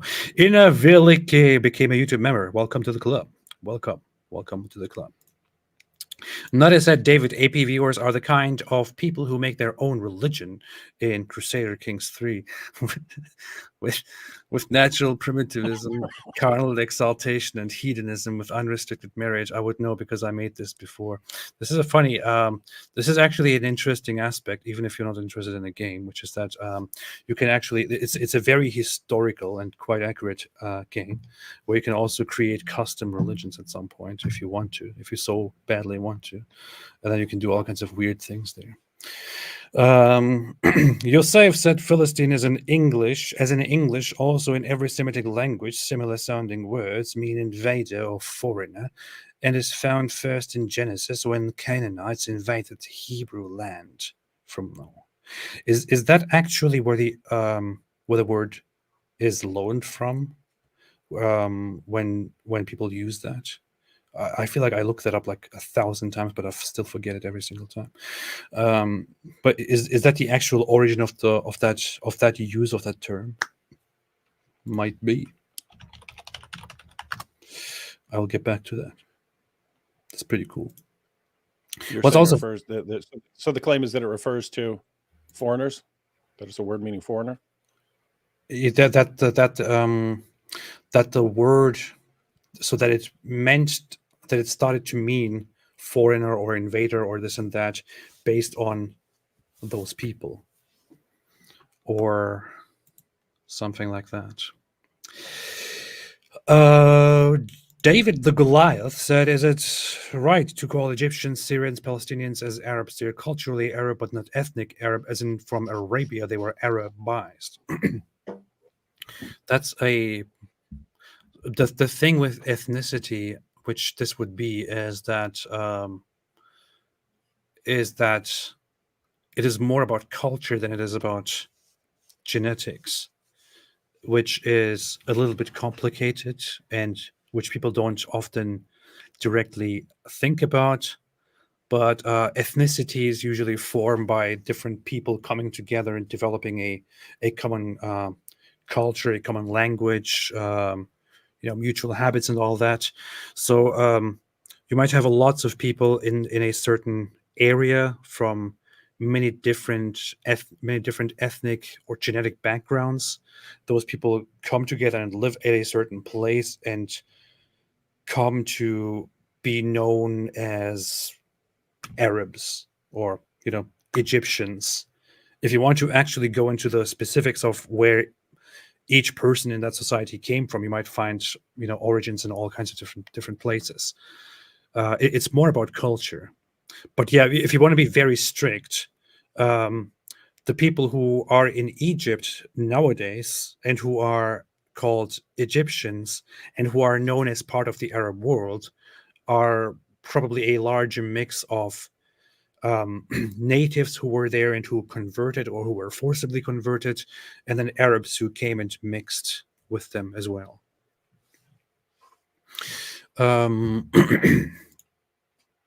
Chloe said, AP, did you try Remembotron plugin GPT-4?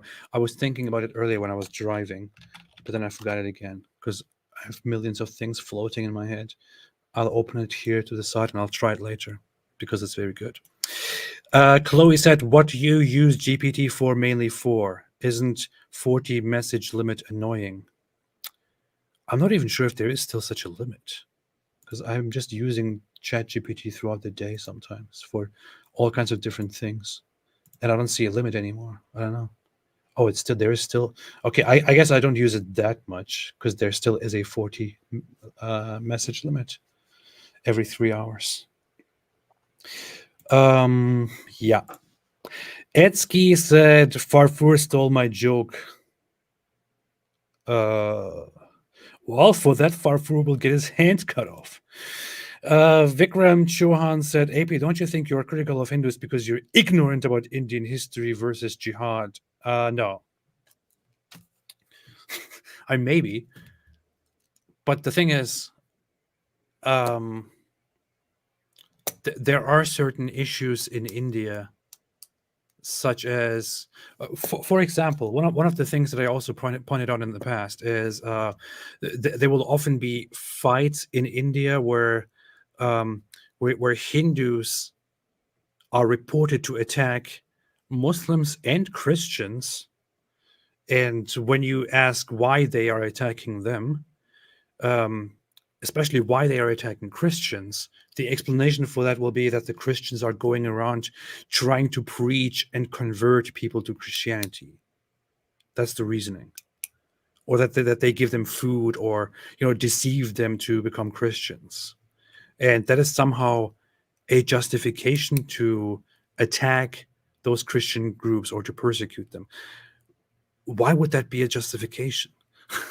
I mean, if you told me those Christians are going from town to town and threatening people and beating them and telling them convert to Christianity or else, I would understand that. I would understand violent responses to that. But why in the world would you respond with violence to Christians going around and preaching to Hindus and saying, guys, believe in Jesus and be saved? I don't get it. That is not a justification, and that's a big sign of just severe intolerance. I understand you might be very sensitive about your Hindu culture, which you want to preserve. You don't want it to be suppressed. You don't want you don't want Hinduism to die, and you would kill and die for that if you must. But you can't really justify that to any group outside of your own group. If you say, well, the Christians, they come here and they preach to Hindus, and then some Hindus actually convert to Christianity, and I don't like that, therefore I will beat them up. Sorry, that doesn't count as a proper justification to anybody in the world. That's not reasonable at all. That's not reasonable at all. Zakir Naik is a Hindu. He is, yeah. I thought about making a video saying Zakir Naik is a Hindu, but using the same dumb argument. So you've seen this already because it's been brought up in multiple debates. But they say Jesus was a Muslim. You say, what are you talking about? Look at all these things you said. But Muslim just means someone who submits to God. And so Jesus submitted to the Father, and therefore he's a Muslim, according to this strict etymological definition. And so Hindu originally just meant someone from India. And so wait a minute, Zakir Naik's from India, and therefore, according to the etymology of the word, Zakir Naik is a Hindu. And suddenly, I think Zakir Naik fans would see the problem with this line of argumentation. Yeah. I put on my head like this is a joke earlier, and I forgot that it's still on. So, yeah. That said, I do acknowledge that India has a very harsh history with Islam. Definitely. Joshua Chaim made a super chat. It contributed to the channel. Thank you. And also made another super chat and said, question, Dr. Kedar suggested 8 Emirates solution thoughts. What? I don't understand. No idea. I do not understand what is being communicated here. Please make it clear. I don't understand it. Vlad Tepesh, hey Vlad, what's up? Said he's projecting his fantasies he wants with Ali Dawa. Oh yeah. Vlad is a beast. Big Riggs said can't be covered in urine, but you can be covered in semen. Just say it was Gabriel. Nice. That's the way to get out of that. Blame Gabriel. Yosef said Dr. Henry Abramson just came out with a great short video about the history of Jews in Palestine before Islam. You guys should watch it. You guys better watch it. Henry Abramson. I will make a note here. Okay. We'll have a look at it. But he's a Jew. He's biased. You can't trust the Jews. Degen Tier said, my sides hurt. David Wood is off the rails. Boobs. This is seriously though. You see what your fans fixate on? Oh, he said boobs. You see what kind of stuff we talk about when David is here, right? Mm-hmm. Amber Black said, make cookies from Quran, then sell them to us. Hey, that's a good idea. That's a nice idea. We could do Quran cookies and Quran cookies, yeah. Yeah, that's good. I'm thinking also Quran cookies with marijuana in them. Jack said, I spent 2 minutes on this joke. Please notice. What do you call a Muslim who does something wrong? Abomination. Stop it. Pretty sure I saw that last time too. Human Kirk said, Mrs. Apostate, why is a woman talking before having breastfed all 33,000 of us? I feel tempted. This is Islamic logic. Is it? This is Islam. Farfour, sometimes I close my leather straps and bang on my Venn diagram shouting, you see, you're slippery, they will be vibrated. See, you see. Smani gifted a membership. Fantastic. Thank you. Jill's Bean said, you have backed down from my cross as a pagan myth challenge. You see, David Wood and AP are cowards. I certainly hope this trajectory does not continue. Yeah. Chloe said, what do you use GPT for, or is that a personal question? Lots of things. remember certain things, questions that I have on my mind. Like what I love about the whole AI chatbot information thing is so many times throughout my life, I feel like there were things on my mind that I was really curious about, but that can't be solved by just looking up a question and finding an answer on it on Google or in some book, because it's like I have an actual complex elaborate question, and when I type it out I can barely find an answer to it anywhere. And with something like ChatGPT now makes it possible for me to actually sit down and properly formulate my question and then ask follow-up questions and make comments on it. And it actually interacts with me like an extremely knowledgeable person and answers my questions, which I couldn't have answers for most of my life. So I don't know. It's a great way for for advancement, and it's amazing. I love it. That's why I have GPT plus. Notice that AP, I need a paradox stream from you LARPing on Germany and HOI for Ottomans on EU for making a LARP religion CK3 or lastly playing. I'm gonna make members only live streams where I will play games. I just came up with that. How about that? I am the Sponge said, keep bringing the truth in an incredibly entertaining way. I would love to see y'all sing Pink Floyd's The Wall. By the way, y'all are the true dynamic duo.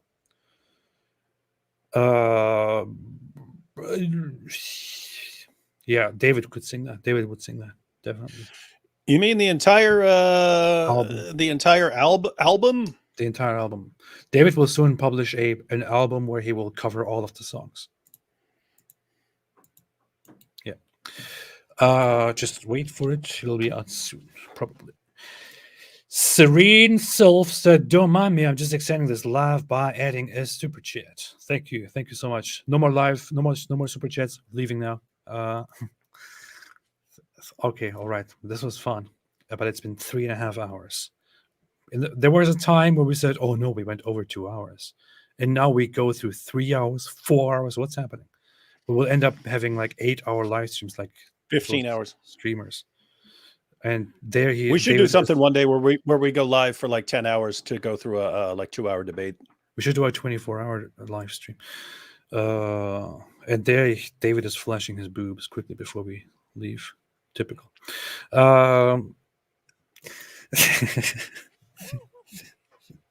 See, you see. Sorgo says, what happened to this channel? This man has real problems. All right, everybody. Thanks for watching. We will be back soon. We're supposed to have a stream or a conversation tomorrow. We will get back on that.